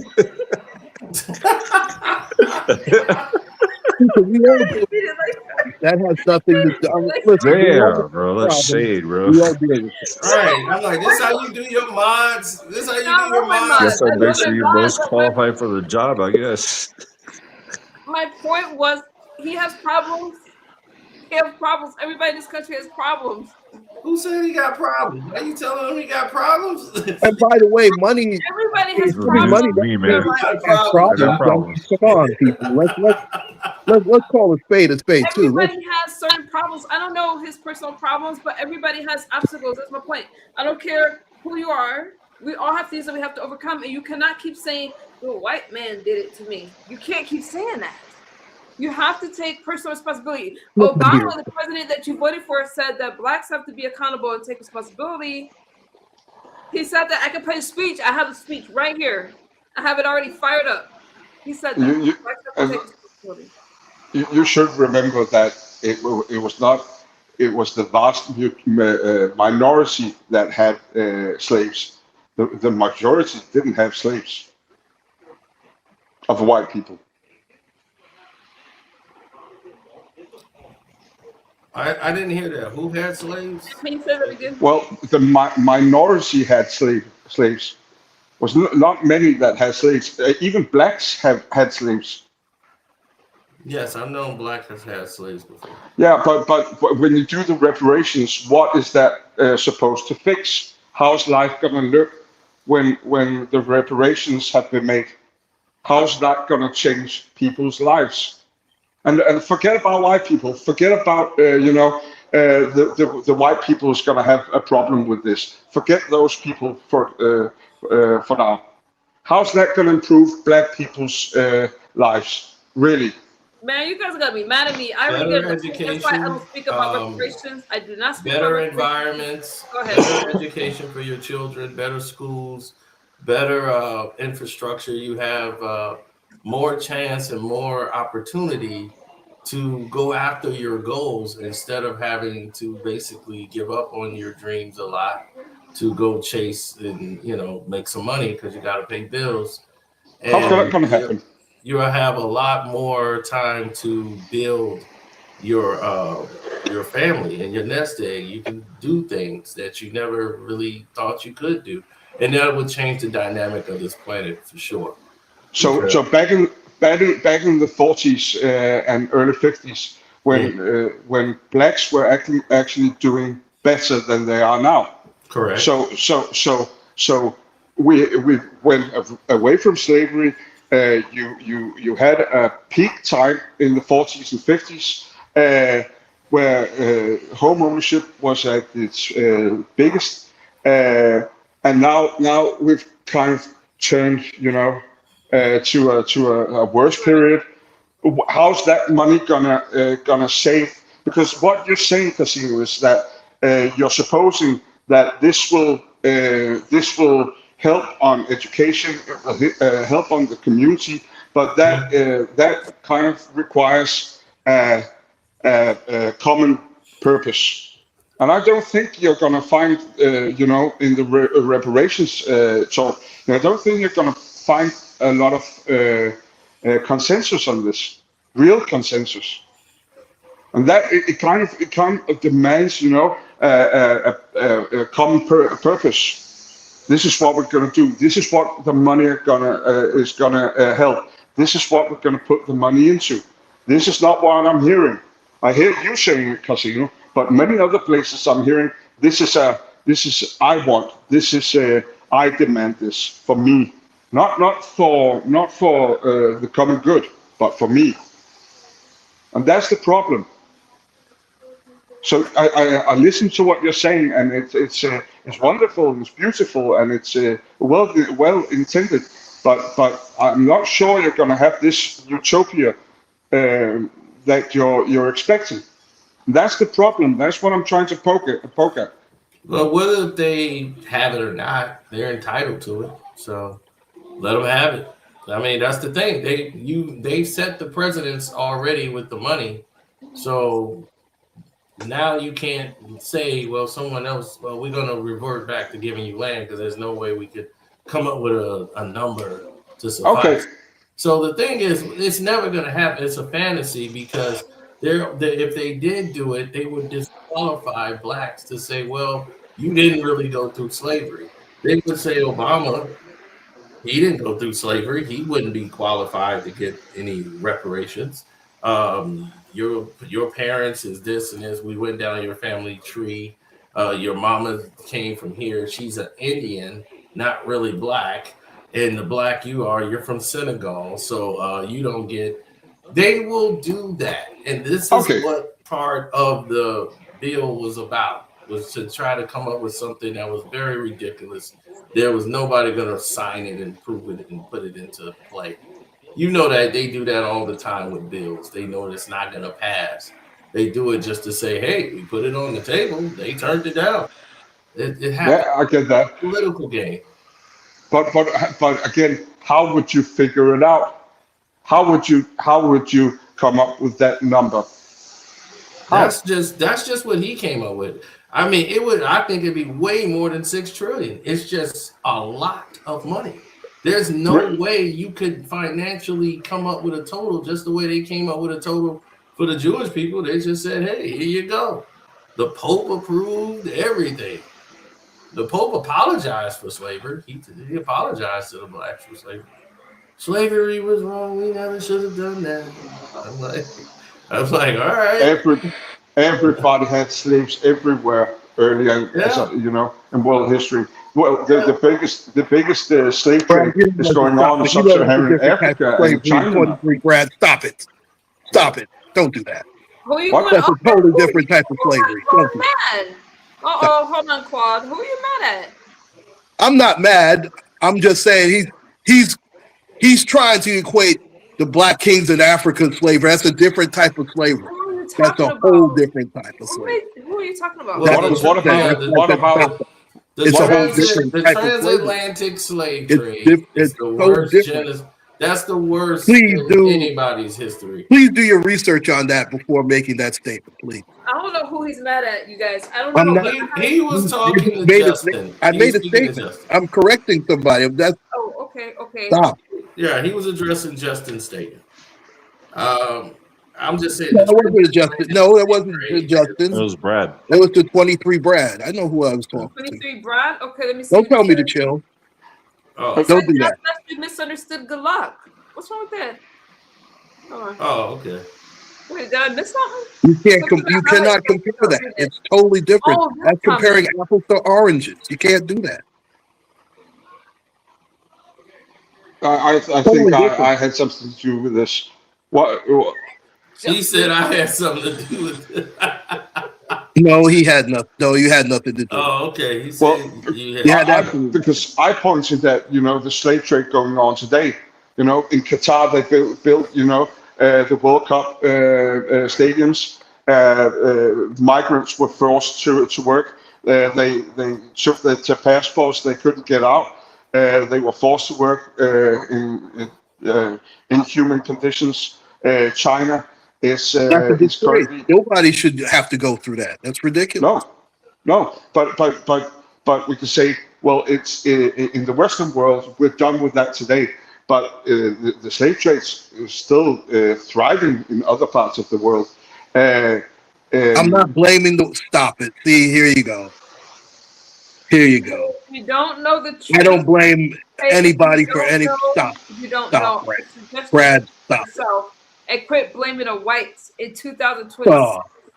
Just amazing to see. And then King Mafia said, "Will Claude relax?" You can't compare the transatlantic slave trade Bad. to that. That's the worst. First of all, I'm not waiting for anybody to do anything for me. I've always gotten up and done for myself. I've been working for a very long time. So cut the crap, Brad. Right. Don't. When somebody say you're owed something, I see your why is that a detraction? colors shining through. When someone says you're owed something, that's just what they're saying. It's a whole different ballgame. Why I'm does not that waiting have for to anything. diminish another race? Like, because we're owed something, we must be lazy and don't want to work for it. We work for it every day. I'm like, I'm not sitting on my butt saying, "Oh man, I'm not going to do anything. I'm waiting for these here reparations." I'm not doing that. Okay, so No. cut the crap. There are some blacks that don't do that. Well, but- that's stupid on their part. Right, that's them. I'm not falling for that. And that's the thing. Whenever it's something negative, That's on them. It's if something negative happened, it's indicative of our whole race. But if something good happened, it never benefits the whole race. It's always that individual. It's That like, makes sense. man, we can never get a break. No, the United States federal government has not come up with or approved a specific dollar amount for reparations to be paid to families of slavery victims. No, they haven't. No, they have. Now, as much as I don't like these conversations, I cannot say. No, Well, these back in the conversations have day- to be had. Yeah, That's they're that's necessary. the only way to go forward. Back in the day, now I don't like. Now let me say this before I say my comment. In 2026, if you're not making it, you don't want to make it. Be mad at me. I had to build myself up from. I'm not gonna say from nothing, but I had to build myself up. No excuses. Not on welfare. I have kids. I take care of my kids. Okay. You can't compare what happened with the kings and queens in Africa. Hang tight so I can finish my thoughts. Well, let me bring up and I'm gonna say my thought. Hey, is that you? I didn't use a banner. Hey, TC, how are Okay, you? wait, let me finish my Hi, thought, you TC. guys. Let me finish my thought. Good morning, good morning, Okay, let everyone. me finish Good my thought because morning. I know my brain is healing. Okay, finish. I don't want to lose You're my going thought. on mute. So you can't compare what happened with the kings and queens. I gotta be fair in my commentary. I can't be biased. Because the Africans weren't responsible for chattel slavery. And you couldn't beat your slave. And those slaves went to wealthy slave owners. And a lot of times they became parts of the family. They were able to go on to hold off, whatever they did in Africa, they were able to go on. But there was rules, and if you were to beat your slave, then you would be punished. Now, I said all that to say that we share our history here in the United States. That stuff actually happened over in Great Britain, where chattel slavery was introduced, okay, and the United States learned from it, etc. So you can't really you can't compare it. Yes, they owned slaves, but the treatment was different, and they weren't seen as the same as here, how they had no rights because the slaves still had rights over in Africa. Am I making sense to you guys? Now, can I blame the white man if I choose not to work or if I choose to live a bad life? No. And I get tired of let's blame white people for all this stuff. We're in America, we share history together, and that's American history. Do you guys agree or disagree? Yeah, I agree with that to a standpoint. I can't sit there because I said I made it and I grinded myself out. I can't tell another that's black they can't blame the white man. I don't How know. can you blame somebody in 2026 when you don't you have know all their the conditions? in the We all world? don't go through the same things. I'm not saying We that we all do. don't have the I'm not saying that same we things do. against us. That person may have a white situation going on where a white person has messed them How up. in 2020 Systematically, it is. Do you not believe it's a racist, systematic racist system that we're living in now? Even though in 2026, the same as it was in 2015, same as it was in 1995. I believe that there's problems in our own community that we have to work on. What does that have to do with what we just said? What is that problem? It's problems in every community. There's problems in every community, but I don't think that you can blame a whole group of people if you're not making it today. I think that's a cop-out. I just do, Christina. I don't feel that you can blame a race for not making it. I think that I'm blaming the systematic racism to keep blacks out of powerful positions. I have a problem with that, and that does exist. So if somebody else says that they have a problem with that, I cannot tell them no because I know it exists. But Christina, I don't want to come across as not sympathetic to people because I struggle like everybody else. I struggle every day. But I'm going to make it because I want to make it. Yes, that's you. And everybody, no, that's great. We all have to, but we're not all the same and we're not in the same boat. I went to school with a guy who was just like me. We're in the same classroom. We live in the same neighborhood where I got my parents around me and a good foundation in my house. He's living with his mother and his uncle. His uncle's a drug dealer and his mother is a drug addict. He grew up in that house having to sell drugs since 6th and 7th grade because they told him to. I'm not judging. That's what I'm saying. So he had no real chance at life, and he was super smart. He could draw. He was great at architect. He got straight A's when he was But in the can school. you blame white people for that? For if he doesn't make it known? The systematic, it destroyed the neighborhood we were in. They took out all of the mom and pop shops, all the black owned businesses in that area, replaced them with Indian owned shops, I'm not China saying stores. It's systematic. They put a Walmart and Target in those neighborhoods to absorb the dollars. Who you think owned those? This is what I'm trying to tell you. They took all the black businesses out, bankrupted, took the dollars out, and what do you think's going to happen over there? But we know that things have happened. There's But what no I'm saying is, chance do we of having stay anything. there? But in 2026, would you not say that we're in a better position to where we can't do anything about the past? We can't. It's the past. But in 2026, are you telling me that everybody can't make it in this country if they choose to? No, Is that what you guys are telling me? I don't believe it. not everybody can. That's the realistic. Okay. But that's If you- pure if- biology, not race. That's pure biology. You know how many, It's how not much race, it's condition. It's conditions. it's conditions, not races. You guys in the chat, do you guys disagree? Partially racist, systematically racism. Okay, let me hear from TC. TC, do you agree with what I said or disagree? Oh Lord, I asked. Okay, go ahead. Well, good morning, everybody.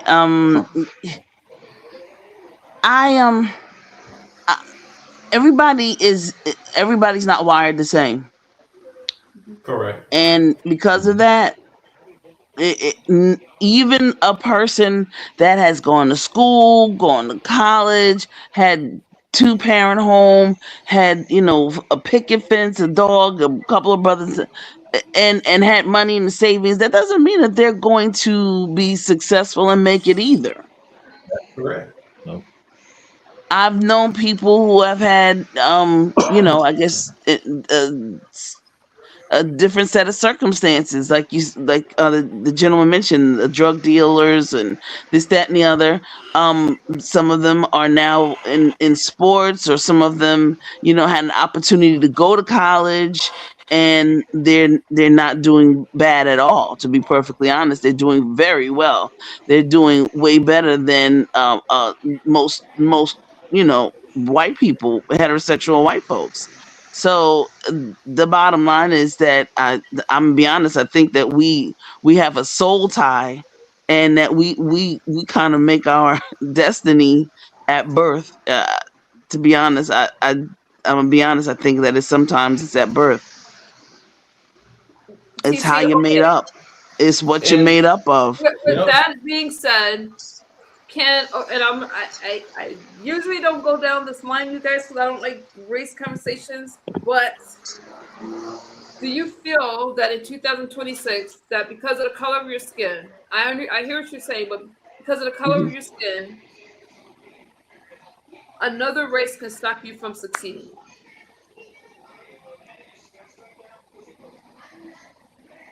Well, okay, so yes, the system.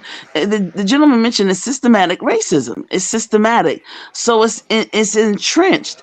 But when you say systematic, it has to be. There has to be in the banks, in the well, education, no. It has in to the be neighborhoods. Right. It's the infrastructure. Omega. I've known listen, let me tell you something. I've known Caucasians who they have a rap sheet longer than that flag behind Justin.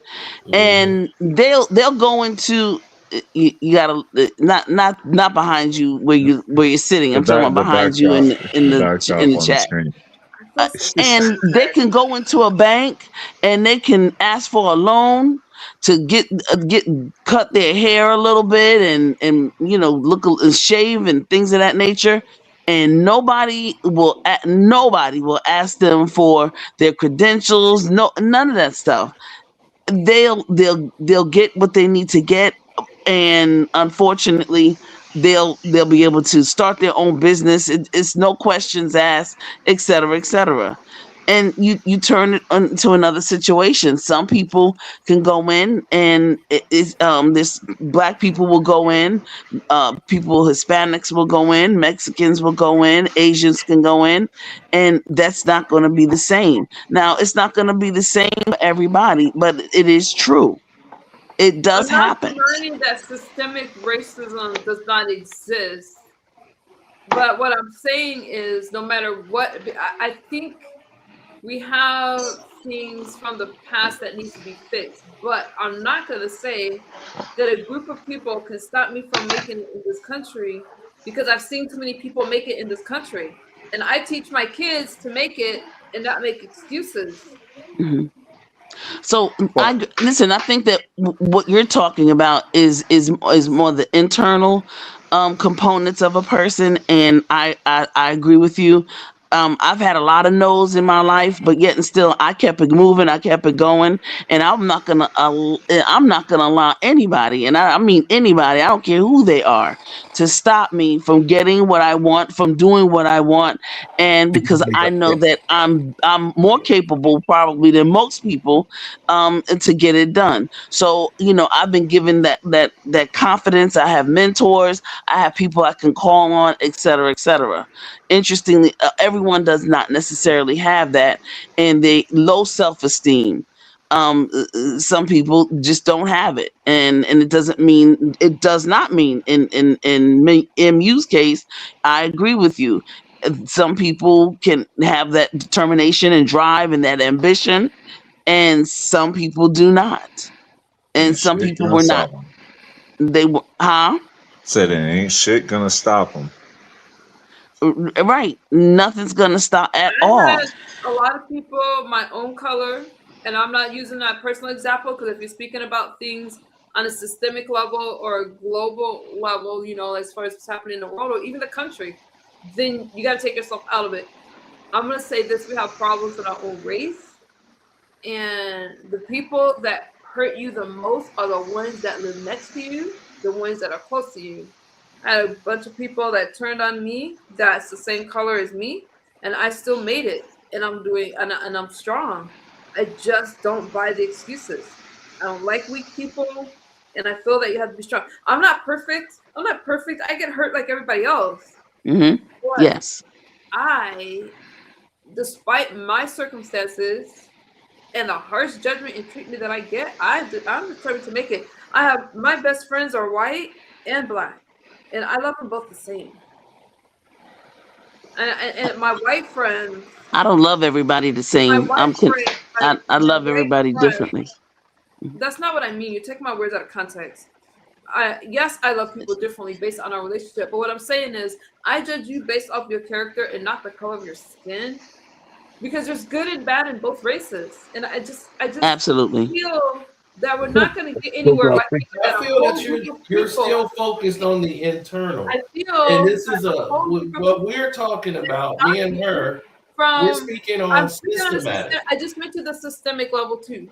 I mentioned that. I said that, and I said that I'm saying something that's personal, and it has nothing to do with our conversation. I just said that. I know that there's systemic stuff, but besides what's happened systemically, you still have a personal responsibility to make it in this country, and I don't feel that there's any excuses. I'm I agree sorry. with that statement. I have I a big agree. problem with the systemic part, because you can find discrimination all sorts of places, but systemic means it needs to be a law, that you need to be discriminated against by a law, and you're not discriminated against by law anywhere in the US. So I get the discrimination part, Yes, that when you we go. are. Yes, we are. And again, let me just say this, that it is very important um, for people who are to understand that we understand it because we live it. So But You you're have not dismissing lived what it. Justin is no, saying no, no, no, because you feel. So you're dismissing Justin?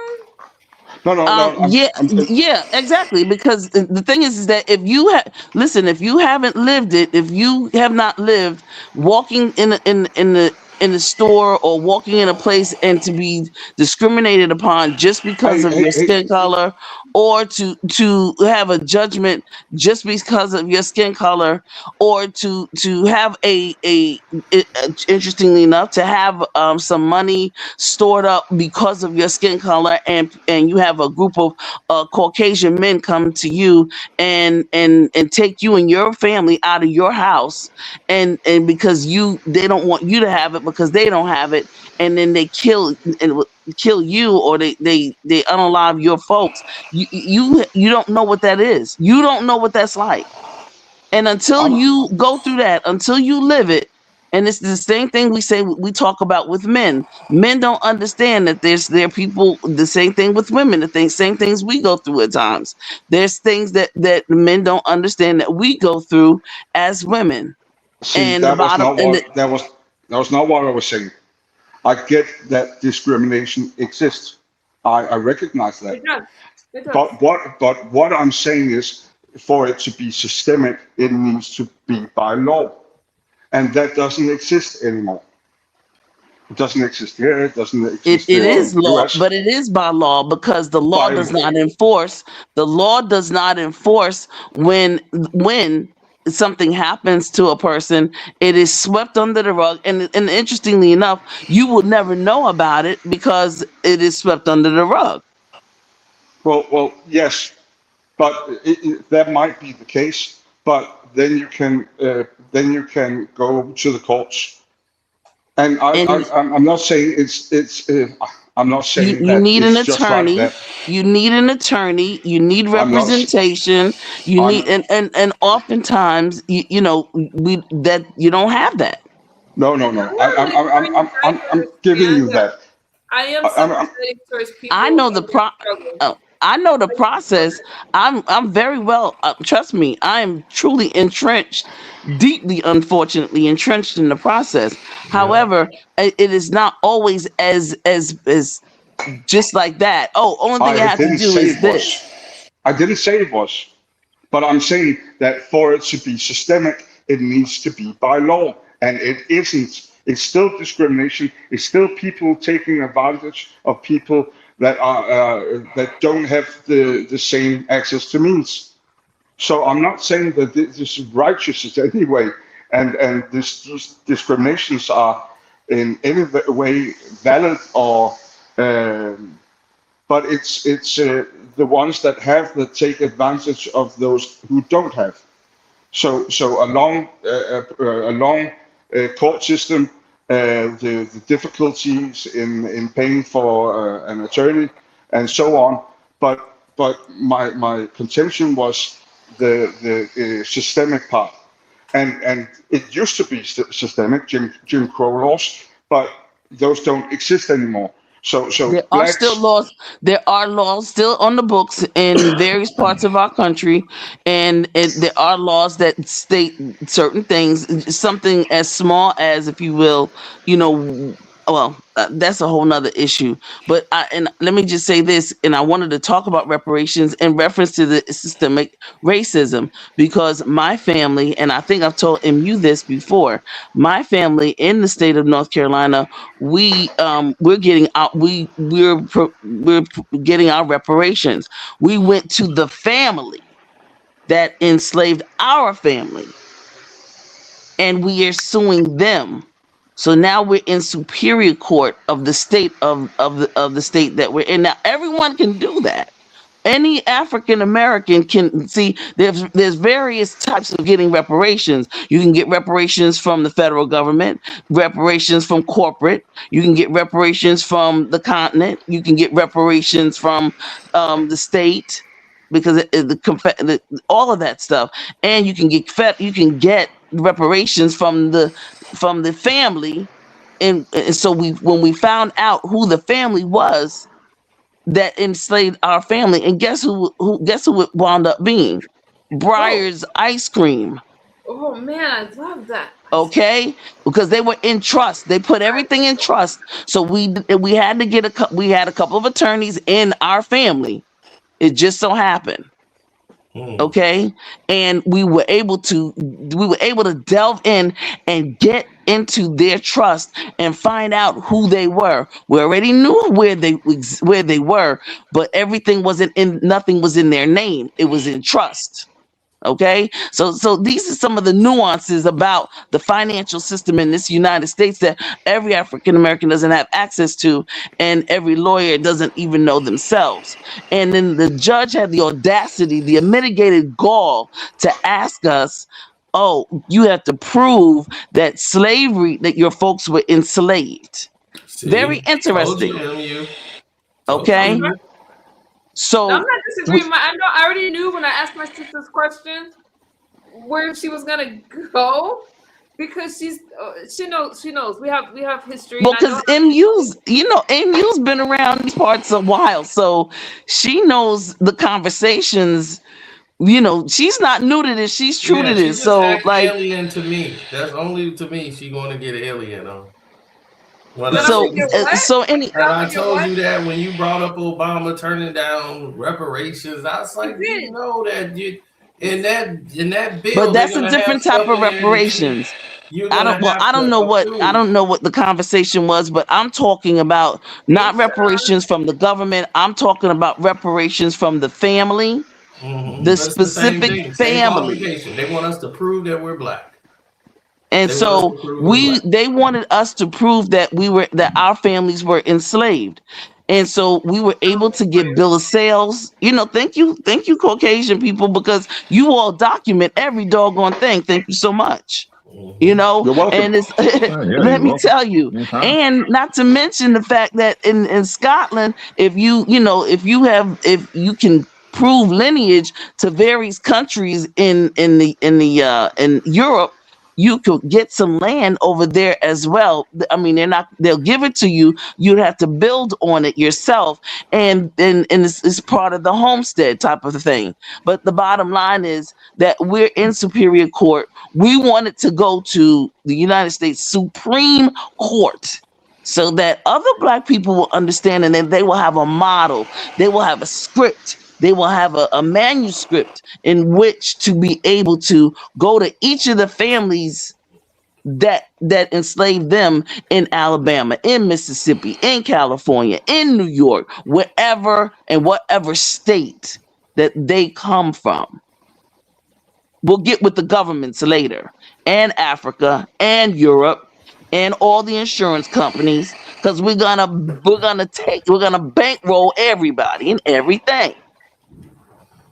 That's what I'm talking I about. feel number one. Okay, so I And think right now the panel's pretty even, you guys, as far as conservatives and we got the left quad claims to be independent. I see them as left leaning, but I am not a judge. I cannot Independent, judge. but okay. Left folks.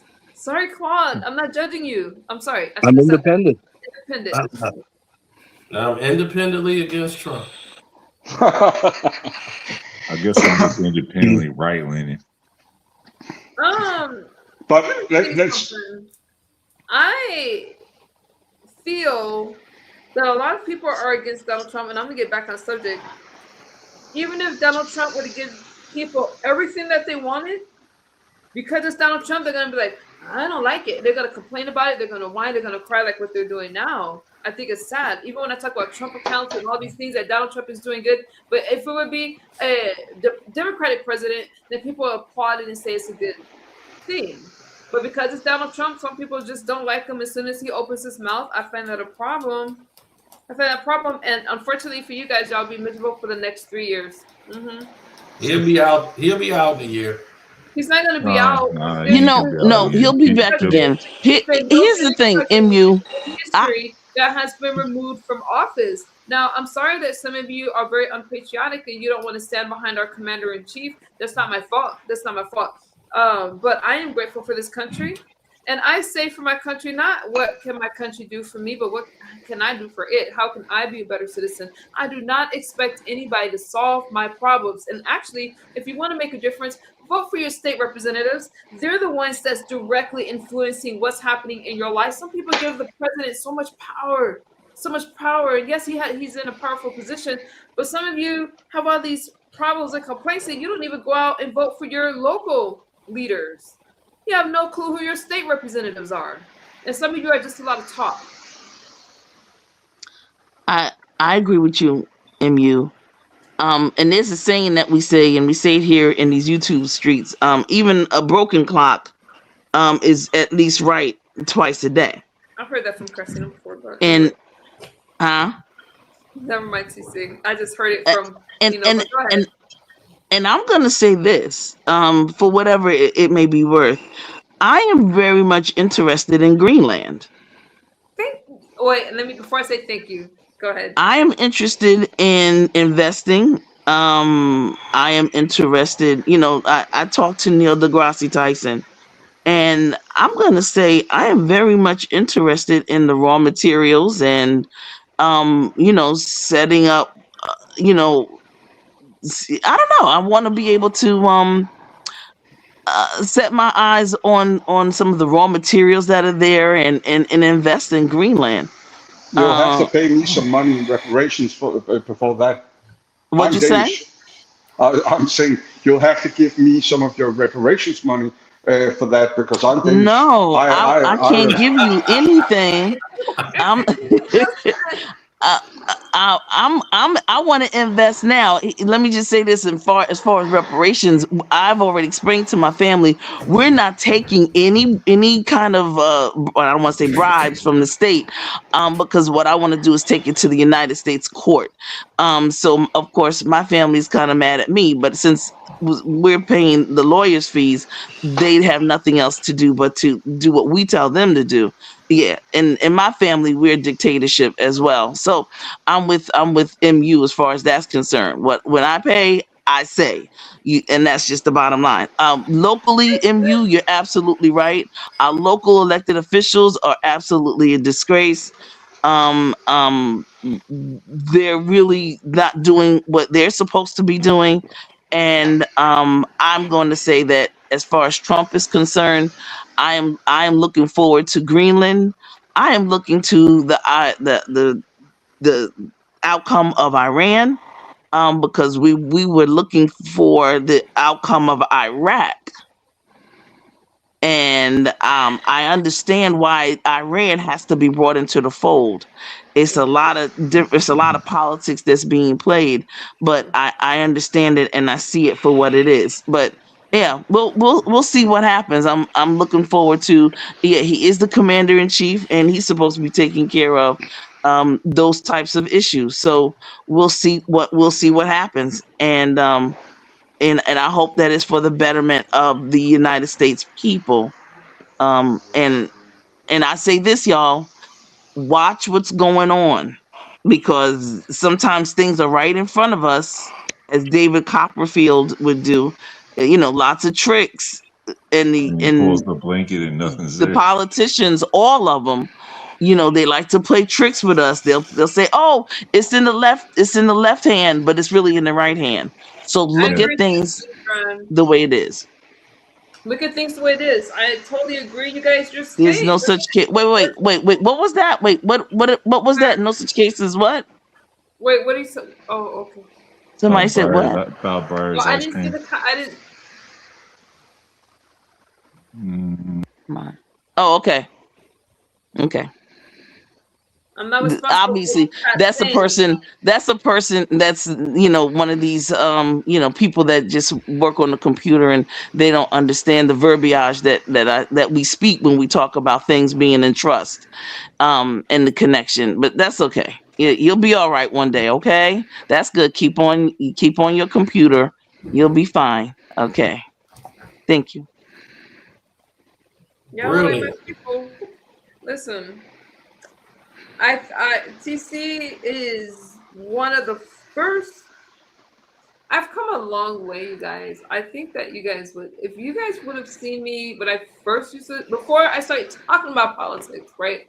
And every now and again, I would sprinkle it into my commentary. TC was one of the first Democrats that I even allowed on the platform to speak to me, because I wasn't really trying to hear what a lot of the left had to say, because I got tired of the demonizing conservatives or Republicans and saying that they're Satan worshippers. I want to hear it.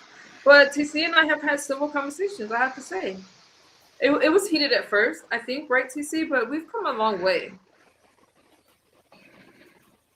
Well, we're always passionate, and intelligent people are passionate, and so I was never ever against you.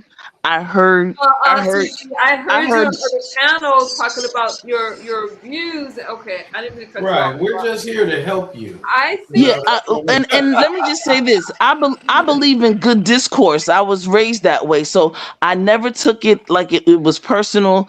I never took it, listen, my mother was a Democrat. My mother is a Democrat. My dad was a Republican.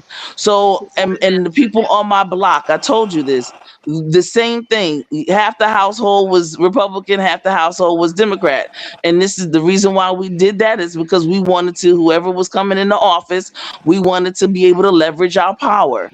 And so we weren't all on one side. But the bottom line is that we all had some very powerful discourse. And so, yeah, I've heard some very heated, quote unquote, arguments. But at the end of the day, when it came to your children, when it came to, do you need a job? When it came down to, you need food, food, clothing, water, and shelter. When it came down to basic fundamental things, we helped each other.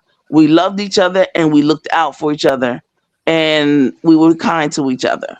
You so, guys, right. I know but people were not nice to me. People said that I deserve bad things in life because I was Republican. I would hear them on, having these conversations. I was like, how can people say that because you're Republican, you're a bad person, you're evil, you don't like this country? And I see people with very large platforms speaking that way, and it's very problematic. That's why you have things that happen with Charlie Kirk. That's why we have the trial with Luigi Mangione, because people demonize the right. The left demonizes the right. I feel that that's problematic. And so I have these conversations with you guys so we can come to an understanding. I've had several of my family disown me just because I voted Trump. Yes, I have too. And it's ridiculous. It's so ridiculous to think that everybody has to be Democratic, everybody has to agree with the left. No, you don't. And I find that very problematic. For me, I have the added thing of, you're Black. There's Black conservatives. There's actually quite a few of us. Yeah, my little brother is the one that disowned me, and he's Black, and I'm the one that brought him into the family and protected him from a lot of the racist tropes that were in my family, and I'm the one that raised him, for him to just shun me just because I voted Trump was kind of hurtful. I see you got pretty white for it. Yeah. Don't expect it's much different on the other side of the pond. It's the same here. People are very preoccupied with the American politics and Trump, and if you like Trump here, you're the worst scum. So it's kind of splitting the country, dividing the country in two here as well. It's the same. It's not just in the US.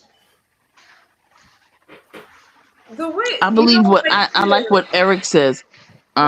He says he's not the Antichrist, and I agree with that.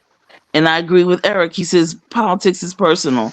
I agree with that. Even though I think that we could sit down, mature, intelligent, emotionally mature people can sit down and talk about these things, and disagree, but then at the same time, come to an understanding. So I will say this: my mother is a Democrat, but she called me over the weekend, and she was very upset last week. And she was just telling me how upset that she was at Obama and Kamala Harris, and at Jesse Jackson's funeral. Yeah. And she says she thought it was inappropriate. She says she was upset.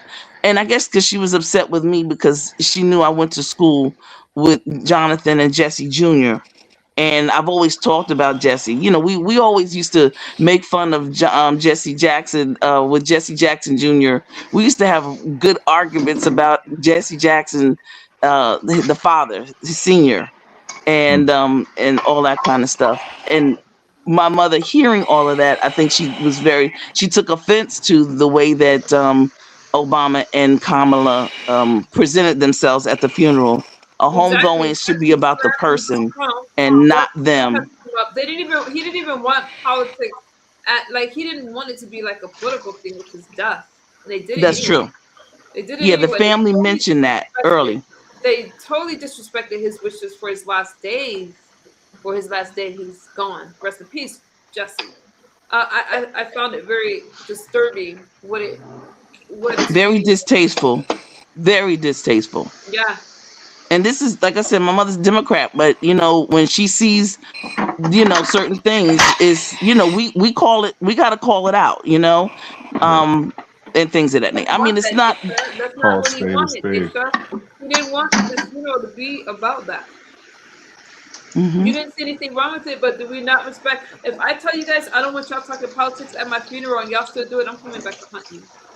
But Terrible. That is absolutely terrible. It's gonna haunt you in your dreams. I'm not gonna hunt so y'all. funny. Like Freddy Krueger. The sad thing is, now I don't know how to stress this enough. You cannot walk around. Now I live in Palm Springs, very liberal here. I can't say that I'm Republican. The person I work for made it clear that I cannot. I can't. No one can really. I can't watch. Yes, you can. No, that's not true. That's not true, Christina. So you're just born to disagree.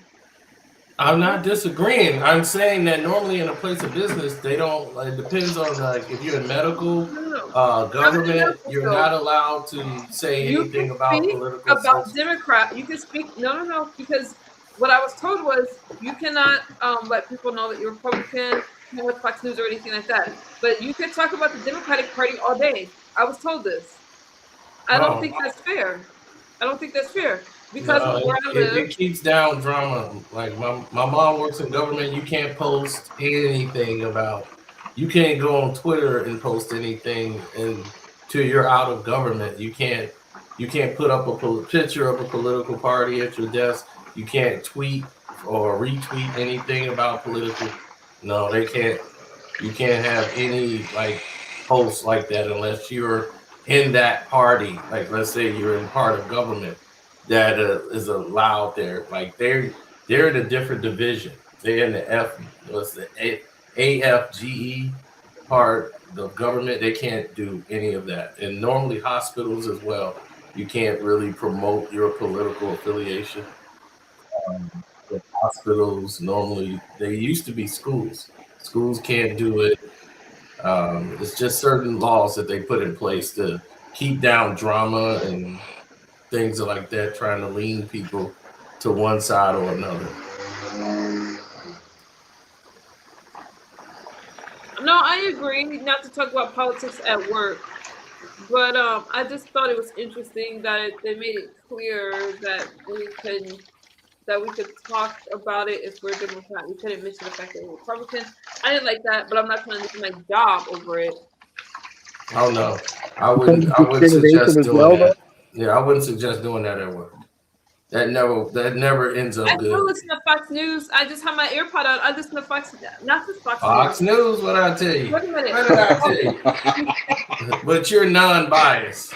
I'm not biased. When I play my no, I'm not saying that because I wouldn't say I'm obviously conservative, but people listening to me might think I'm conservative. That's not even considered news. He's had on the CNN, MSNBC, all that. Man. I play PBS, C-SPAN. I don't play that much of C-SPAN, but CNN, PBS. I make sure that I I don't just play Fox News. I played NBC the other day.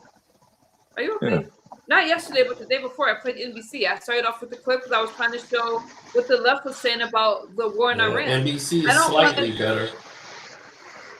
I play NBC and ABC, and I play. Let me tell you something.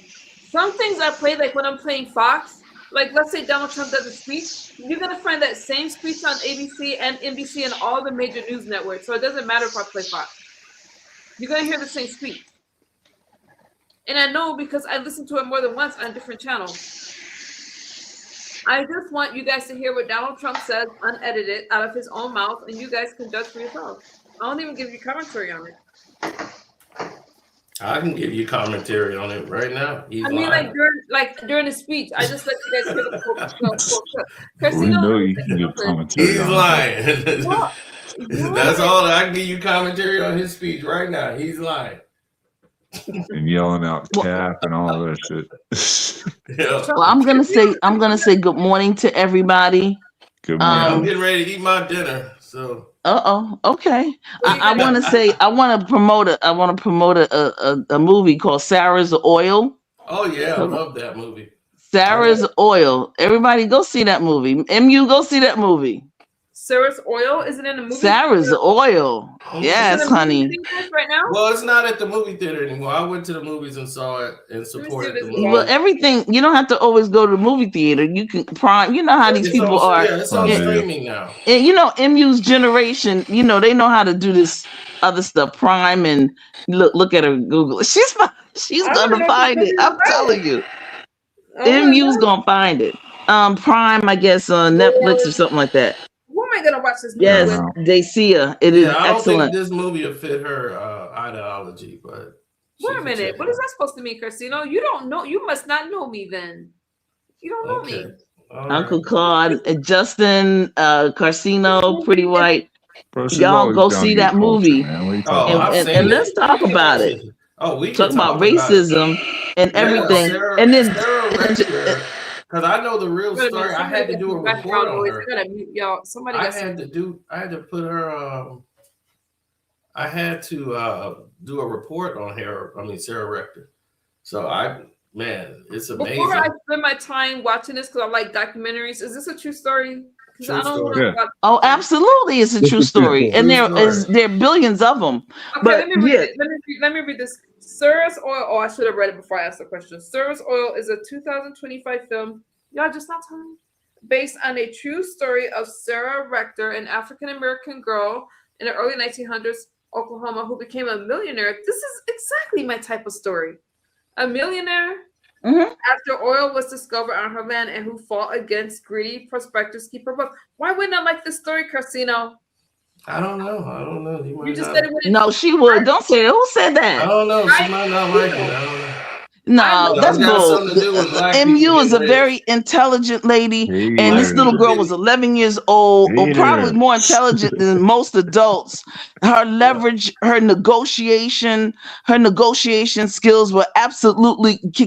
It was absolutely incredible. She a resilient young lady, and her grandchildren are going around and doing different tours in reference to their grandmother. So look, no, I don't like her. I don't like how they did the father.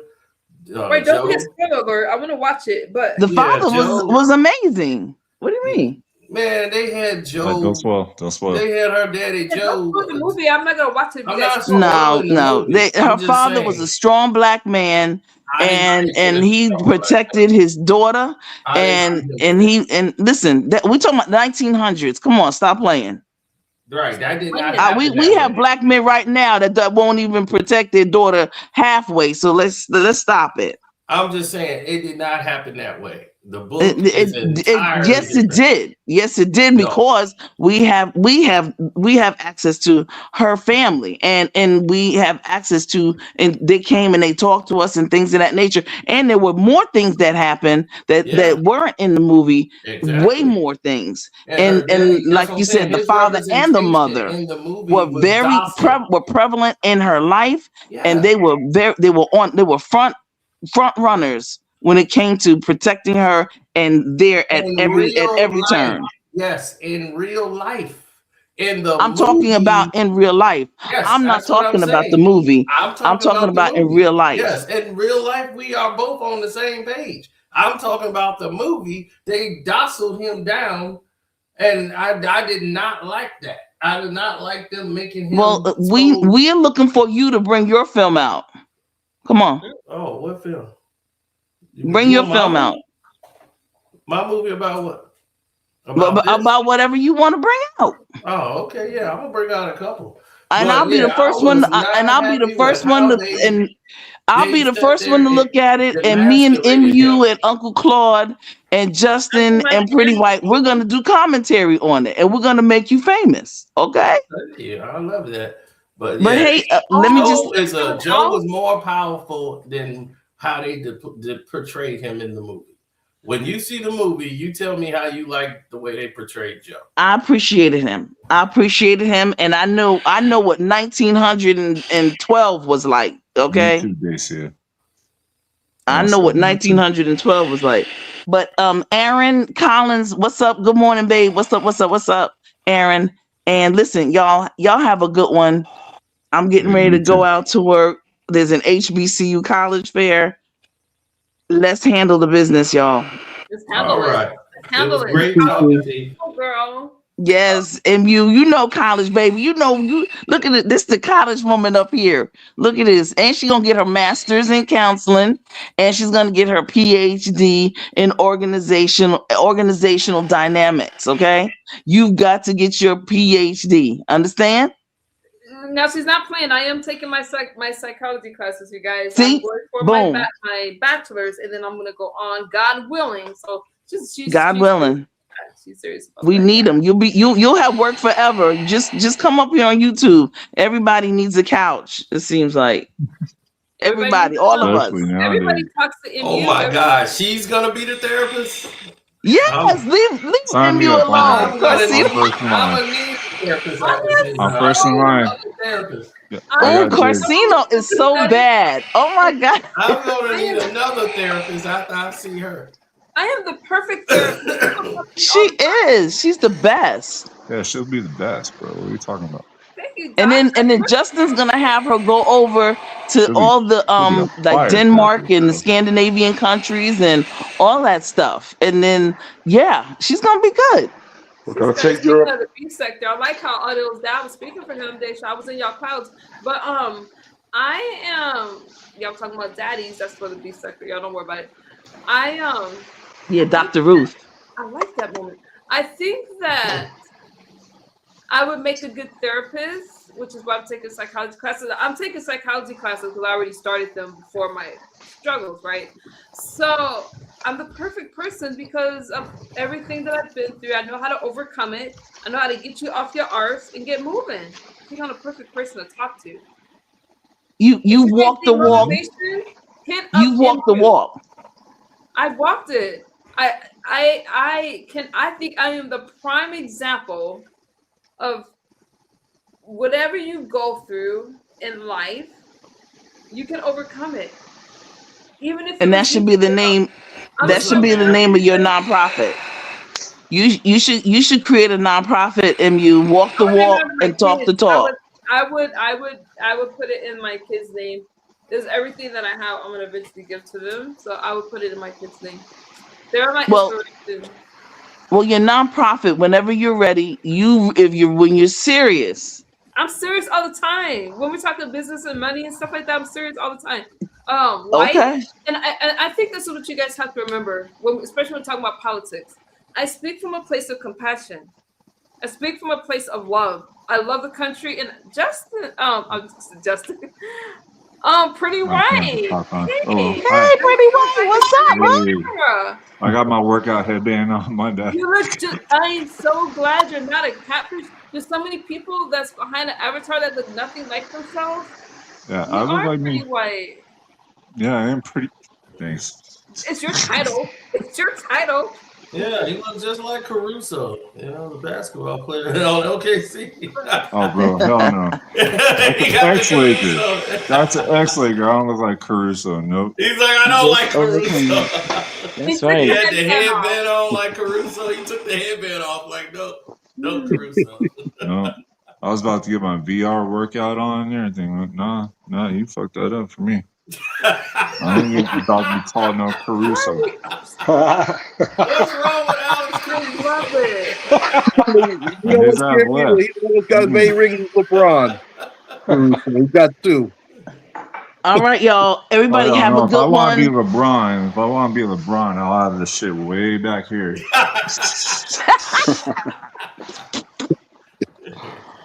Have a good Hey, one. how about my 76ers, y'all? Hey, Uncle Claude, how about my 76ers? Hey, What they about gonna them? be good. They gonna be good. They gonna Yeah, win tonight. yeah. They They'll gonna be beat okay. Are Brooklyn. they still on that trust the He can't do process? any worse than the Eagles. He said You they know still on the what? trust the process. I'm leaving. I am leaving. See? All right, y'all. Have a good one. All Peace You out. too. right, You that And, was too. blessed. and Bye. have a good one, chat. Love you. Take All care. right, Take Love you care, back. sister. Peace. jeez. He is tall. He's 6'4". Thank you for coming up, I'm TC. me. I'm 6'8". 6'8". I'm so sorry. Mhm. I chopped him a little Yeah, bit. look, Whoa. he taller than the door. Look, the door These back. doors are good. What, 7, 8 feet, 7.5. Yeah. So Shoot. yeah. It's like, man, you should be on the court right now, dunking the basketball. Didn't pay millions. I was for a bit. A little I too old for know. that now. I'm 45. Well, you got to get a coaching job. Didn't Vince Carter play to 42? I think he That's played in Vince Carter, sports. bro. Whoa. Forget it. Vince Carter played till he's 42. Okay, bro.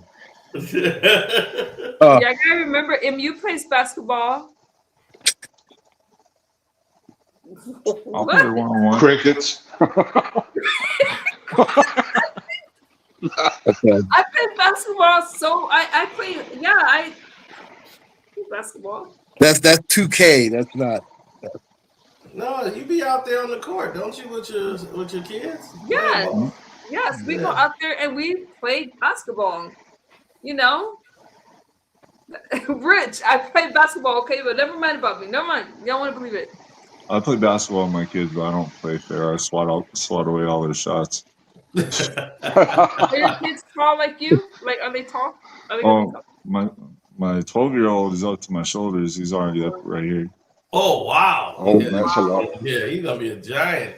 He Yeah. might get to 7 feet. Maybe he'll play basketball. Who knows? Maybe he'll. I'm trying, but he's autistic, so I'm trying to get him into sports. So All right. Huh. What's my little one's the speed demon. He's man. Cute. I swear I wasn't even ready for him while I was just shooting hoops, and he goes and runs right underneath my legs and does like a little layup. That's I started swatting away all my shots, Dad. And I wasn't. He just ran up behind me and just went under. I was like, okay. So what's up. yeah, man. I love it. I think it's time for me to have me some kids so I can start getting them ready. Mm-hmm. I gotta get them ready.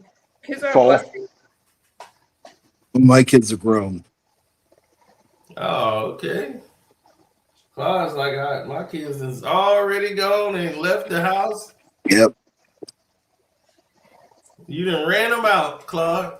Kids Well, are a blessing. They are so good. Like, that's I worry a little bit because my daughter's liberal. She's conservative. You didn't even let me My finish. daughter's liberal too. You did not let me finish. I worry a little bit because there's a video, you guys. I put all this stuff on YouTube when I was talking to her about Trump and she's making those faces, and I thought so. I took her to the Trump hotel so we can have an experience, and that didn't go well. Like, we went all the way to Vegas, but I do worry, because of where this country is going. But Yeah, it's the problem. The only problem I have with the liberals is the delusion. They don't see that nothing's getting done from their side. And I was like, it's not getting done. And I'm like, yes, it was a great event. Cardi B song, but Beyonce was there. What's gonna happen? What is the plan? They don't have a plan. It never goes through, and then they just blame everybody for it. Just a lot of hot air talk. Yeah, so that's where I have a problem with the liberals a lot, is that they don't have A lot of lip service. They don't have right. You get a lot of lip service. Now with the conservatives, the problem I have with them as I say, they're in denial. The liberals are delusional. Conservatives are just in Denial denial. about what? They're in denial about anything that's not conservative. If anybody does the same activity, I say, well, they'll say, well, I'll be like, well, that conservative guy, he just, got arrested for embezzling money. Well, what about Obama? What about Clinton's? What about it's all total denial and deflection, and never focuses in on what that actual person did, as long as they're. But that's because there's a vast difference between conservative people and liberal people. See, liberal people are very good at creating new ideas. That kind of invites all the chaos. But conservatives are very good at running things, but they're not very creative. So you get a split there. You're right. There's a structural pattern of disturbance, and plus they seem to cut things off that seem to be generated by wealth. They don't seem to care about anybody that's below a certain pay grade. And once you're below, that's not true. Well, I've never seen it. That's not true. I know plenty of Republicans that's not true. That's a bad misconception. Well, I said conservatives. Hey, Smooth. Good morning. That's just BS. That's crap. Let me tell you something. You're regurgitating a lot of propaganda. I can tell that you listen to fake news a lot because none of that stuff is true. Fake news? Oh God, you do sound like Trump. Fake news, and I'm trying to help you. Fake news. It's fake news. I'm trying to help you. No. You're not. No. Okay, well, help me. You're not listening. I think that it's important to you may have an idea about something, but it's important to explore outside of your idea because you might learn something. And people think your perception is your reality, but if you don't go outside of your box, your little box in some cases, then you're not going to. You need to explore your ideas. Like if I think something, when I'm trying to research something, I try to prove ways that it's not. I try to look for every other reason besides what I believe. Okay, I believe in that. And what does that thing say below there? Carcino is always what? Right. If I have an idea in my head, okay, I think about things scientifically. I try to think of every reason it could be something else. Now, okay, I'm gonna do something very easy for you. You are blessed right now. You are very blessed. I'm blessed. You know why? Because you don't even have to think anymore. All you have to do is just say what I said, and you'll be perfect.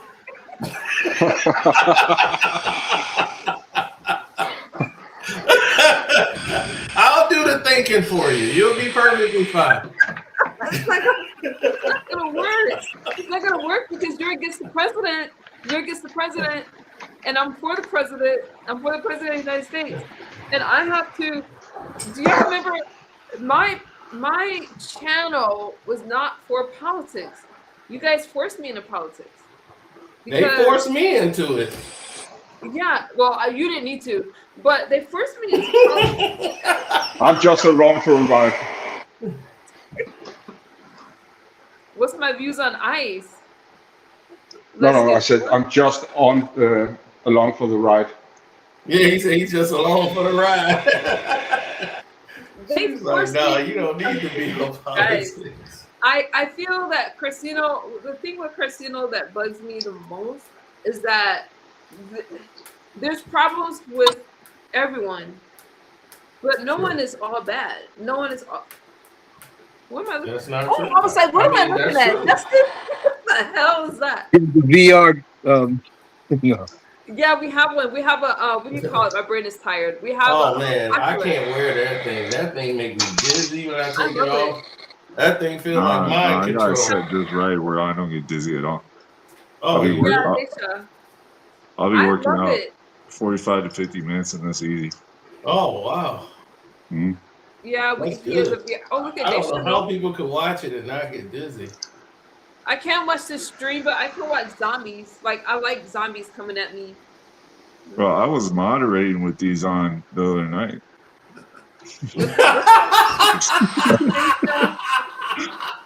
Trust me. Like I was moderating when I was going at it with Eric in the chat, I was completely doing that shit through these. When it comes to mine, Doc is he.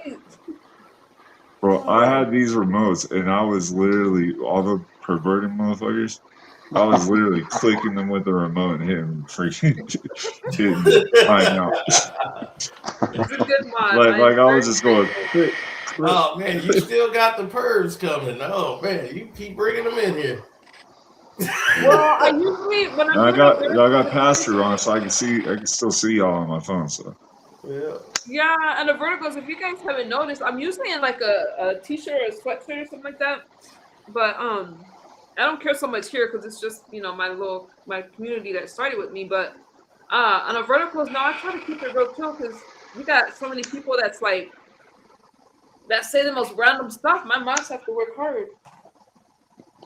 bro, I'll be catching that shit on like a 85-foot, 95-foot, 85-inch screen. They say anything, but Ain't sometimes nothing they'll block slipping people. by They me want with their these cash on, app dude. back though. And they be like, "Your mod blocked me. Where's my cash app?" I'm like, "There are no refunds, you guys. I'm sorry. I'm sorry, my mod got rid of you, but." You were typing some ridiculous shit. Yeah. And if you fight with I'll my play mod, that I'm shit. gonna say I didn't see it. I don't see Claude. Claude is more like Claude will try to reason with. Depends what you said, Claude. He'll try to reason with you guys first, and then I don't know. Huh? It's just when they get vulgar, right? Well, like when they're like overly sexual or really out of bounds. That's when. Yeah. I think for the most part, people are respectful, but I don't know because I'm not watching the chat like you guys, so I can't say for sure. I don't know. I'm not watching the chat. I'm so into the video. No, some of them are bad. They're bad. So bad. Okay. He said some of them are bad. Yeah, just bad. And then when I catch them on them glasses, it's extra bad, and it's just like everything's just blowing up, and I'm like, what the hell? Yeah, there's no reason to be like that. Especially if I called somebody on my StreamYard. I had to block him. This dude pulled up and he just started like showing like genitals and stuff like that. And I'm like, what the hell? That's and then I took him down, and because he had cammed up, I got him, but he don't realize that it was recorded. I could go in there and see who his real name was. So I blocked him. He tried to come back again under this name Darius, and he tried to do the same thing again. And I blocked him. I was like, Darius. I got you this time. Did you say Darius? Yeah, that was his name he used, Darius, but it was like James was his name. I got a picture of him. Darius that came in this chat. I hope it's not the same one, but okay. Yeah, I snapped a picture of him on a screenshot. Yeah, I don't just let people up on the panel if I don't know them. I had to block a few from the last one because they were talking about like drinking babies' blood and shit. I was like, How could they say things so evil? And then when they say that, Trump does stuff like that, I'm like, that dude ain't never ate no. Come on now. They just said the most ridiculous stuff about this poor man, especially when they're calling him like that's orange. why I tell people post verified shit. Yeah, post verified stuff. Trump isn't orange. Yes, he is. He's orange, I am white. Close to it. Okay, that's not what bothers me. But when people are calling him a Pedialyte and stuff like that, I don't like. There's nothing. Pedialyte. Pedialyte. There's nothing verified. Oh, the fathers in the chat. Oh, my mom 100% believe it. My mom 100% believe it. He's done. Some disgusting stuff, by the way. There's no proof. There's no proof of that. There's no proof. And I think that there's so much fear surrounding Trump and what he's gonna do. But if you notice that everything that they're blaming on Donald Trump is what the Democrats are doing or have done. They'll say Donald Trump is gonna do that, and then the Democrat does it or has done it. And a lot of the fear is to hide from what they're doing themselves. There's no reason to demonize the political right, okay? Very loving, very generous, gives to a lot of charities. And it does not matter if you're poor or rich. we just believe in traditional values. It's not about only caring for the wealthy people. I'm not a wealthy person. Okay. So, so yeah, that's just a misconception and lies that people say about Republicans. Oh, they're gonna take away healthcare. Nobody's taking away healthcare. The Unaffordable Care Act has to go, but nobody's taking away healthcare. Well, then what's in place of healthcare? I've given the man credit where it's due, and I've been on him when I've needed to be on him. I feel I've been more than fair towards the man. I feel Of that course, you feel otherwise, but it that's is what it very rude is. of me. Very rude of me. I'm not gonna do that. I gotta stop doing it. I gotta stop putting words in your mouth. But I feel that I just I wasn't gonna do that. Never mind. I think you like well, it's not right for me to say. But Go ahead. at least you can, let me try lightly. At least you can say what you like about Donald Trump and things that aren't fair. At least you can do that, because a lot of people that are independent can't do that. So I give you credit. I'm fair and I'm balanced. Yeah, Too bad and Fox if News you isn't. leaned a little bit more to the right, then I can see that in your future. I can. Yeah. A what? I can see you leaning a little bit more to the right in your future. I just see that. I mean, there's hope. Now, Casino, I can't see that. So, he's just stuck where he is. But that's okay too. Because I just accept you guys how you are. I accept you. Flaws or not. It's Oh, okay. thank God. Whew, oh, word. I didn't know if I was going to make the cut. I've been up for a long time. I'm sorry. I've been up like a year. I don't even know where I was going.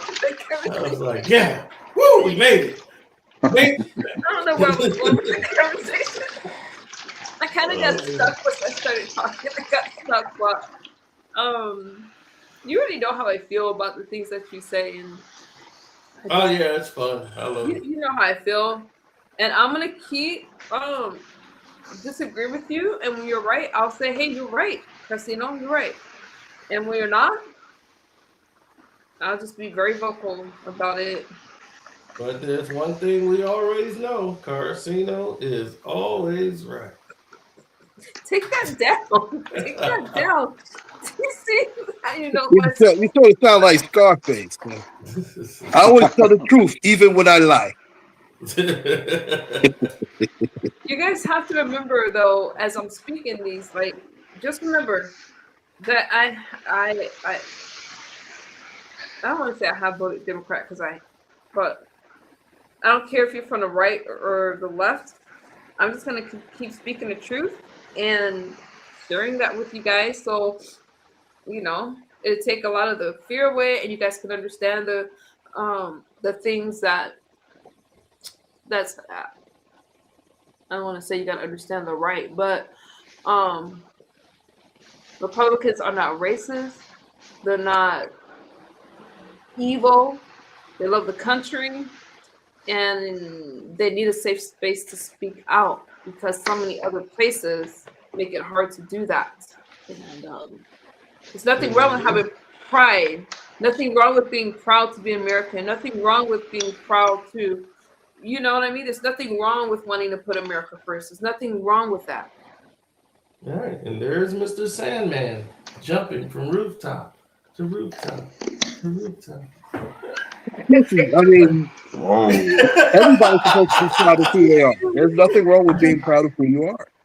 There's nothing wrong with being proud of who you are. I don't care if you're white. Be proud to be white. You should not have to feel. Be proud to be black. Be proud to be whatever you are. Who told somebody they didn't have to be proud to be white? I'm like, where are you getting this? No one said that. No, Carcino, gotta be fair.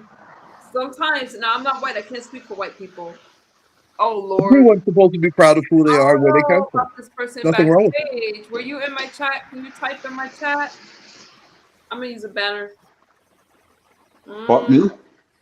I usually don't. Okay, I'm gonna keep my finger on the trigger button. Did they cam up first? Hey, Yeah, I camped up. I ain't scared to show my face like your ugly ass. wait a minute. Where'd you go? I can't even kick Yeah, you off. what was that? Oh, Really? shoot, I gotta put you back in my chat. I can't. You can't. I don't trust you. Okay. Did See, that's everything why I go put my dead, finger or on is the just me? trigger. That's why nobody on that's why I do not let people up. That's why I don't let people up. Now, how do I get rid of this damn banner? There you go. My finger was on the trigger. Good night, Sino. Y'all, I am so careful. I am so You careful. just came out of nowhere with that one, huh? There's further proof there's no cure for stupid. Nope. Let me take my butt to bed, y'all. I appreciate you guys. When I'm tired, I get kind of goofy, but are we still friends? We're friends. Oh, Everything that I lost somebody. Everything that I talk about is just for conversation. It's just for conversation. So on that note, you guys. it's 7:30 here in New York. Yeah, I'm gonna wash my face and my hair out and all that good stuff and call it a night and go to bed. Okay. To let the nurse in 2.5 hours. Yeah, I might get an hour's sleep. Might. Yeah, me too. I'm gonna sleep for a couple hours and I'm gonna get up and do a film. I'm gonna do a film for you guys. A fairy tale? Huh? Nothing. I was asking, a fairy tale or what kind of film? Oh no, I'm probably gonna because I'm approaching, you guys know, so I still make videos on sobriety stuff, even though I don't do live streams on it. So I'm gonna do like a sober video, probably just like a short, nothing special. Okay. Just like because I'm tracking till I get to my 4 years, so I'm just like kind of tracking down. So I'm gonna make a video like that. I think I was working on a video called wait, what was it? Since I didn't do it, I guess I can tell you. I was doing one about where's Epstein Island, but I never finished that one because every time I go to put it together, I get depressed. So y'all not gonna get that video. Can I just ask one thing? Before I go to bed, sure. What happened to the Nancy Guthrie thing? There hasn't been any significant updates besides the mom Savannah went back to work. I hope it doesn't go cold.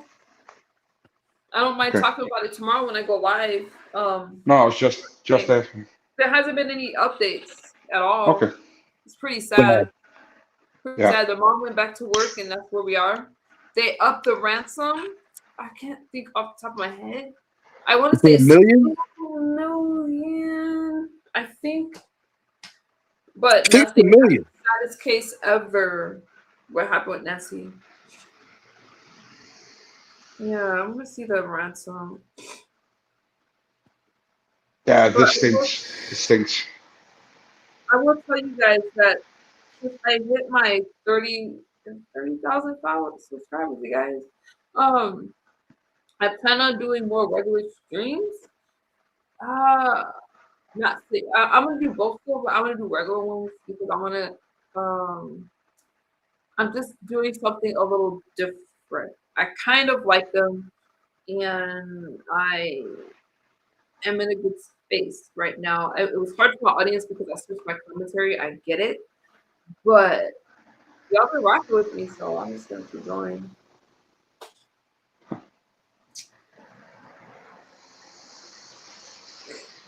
Yeah, I can't sleep anyway, so Yeah. So yeah, whenever you're on, I'm pretty much this almost a state guarantee that I'm awake.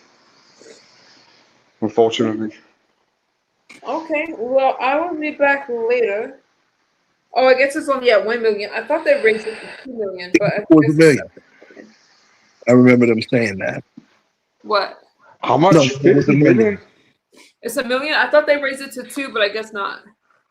Meaning No, claiming they know politics, but they really don't? Oh, what? One nation under God, in the republic for which it stands makes make you a Republican. You believe in God. Many, I'm not sure where you're going with that one. Many claiming to know politics, but they really don't.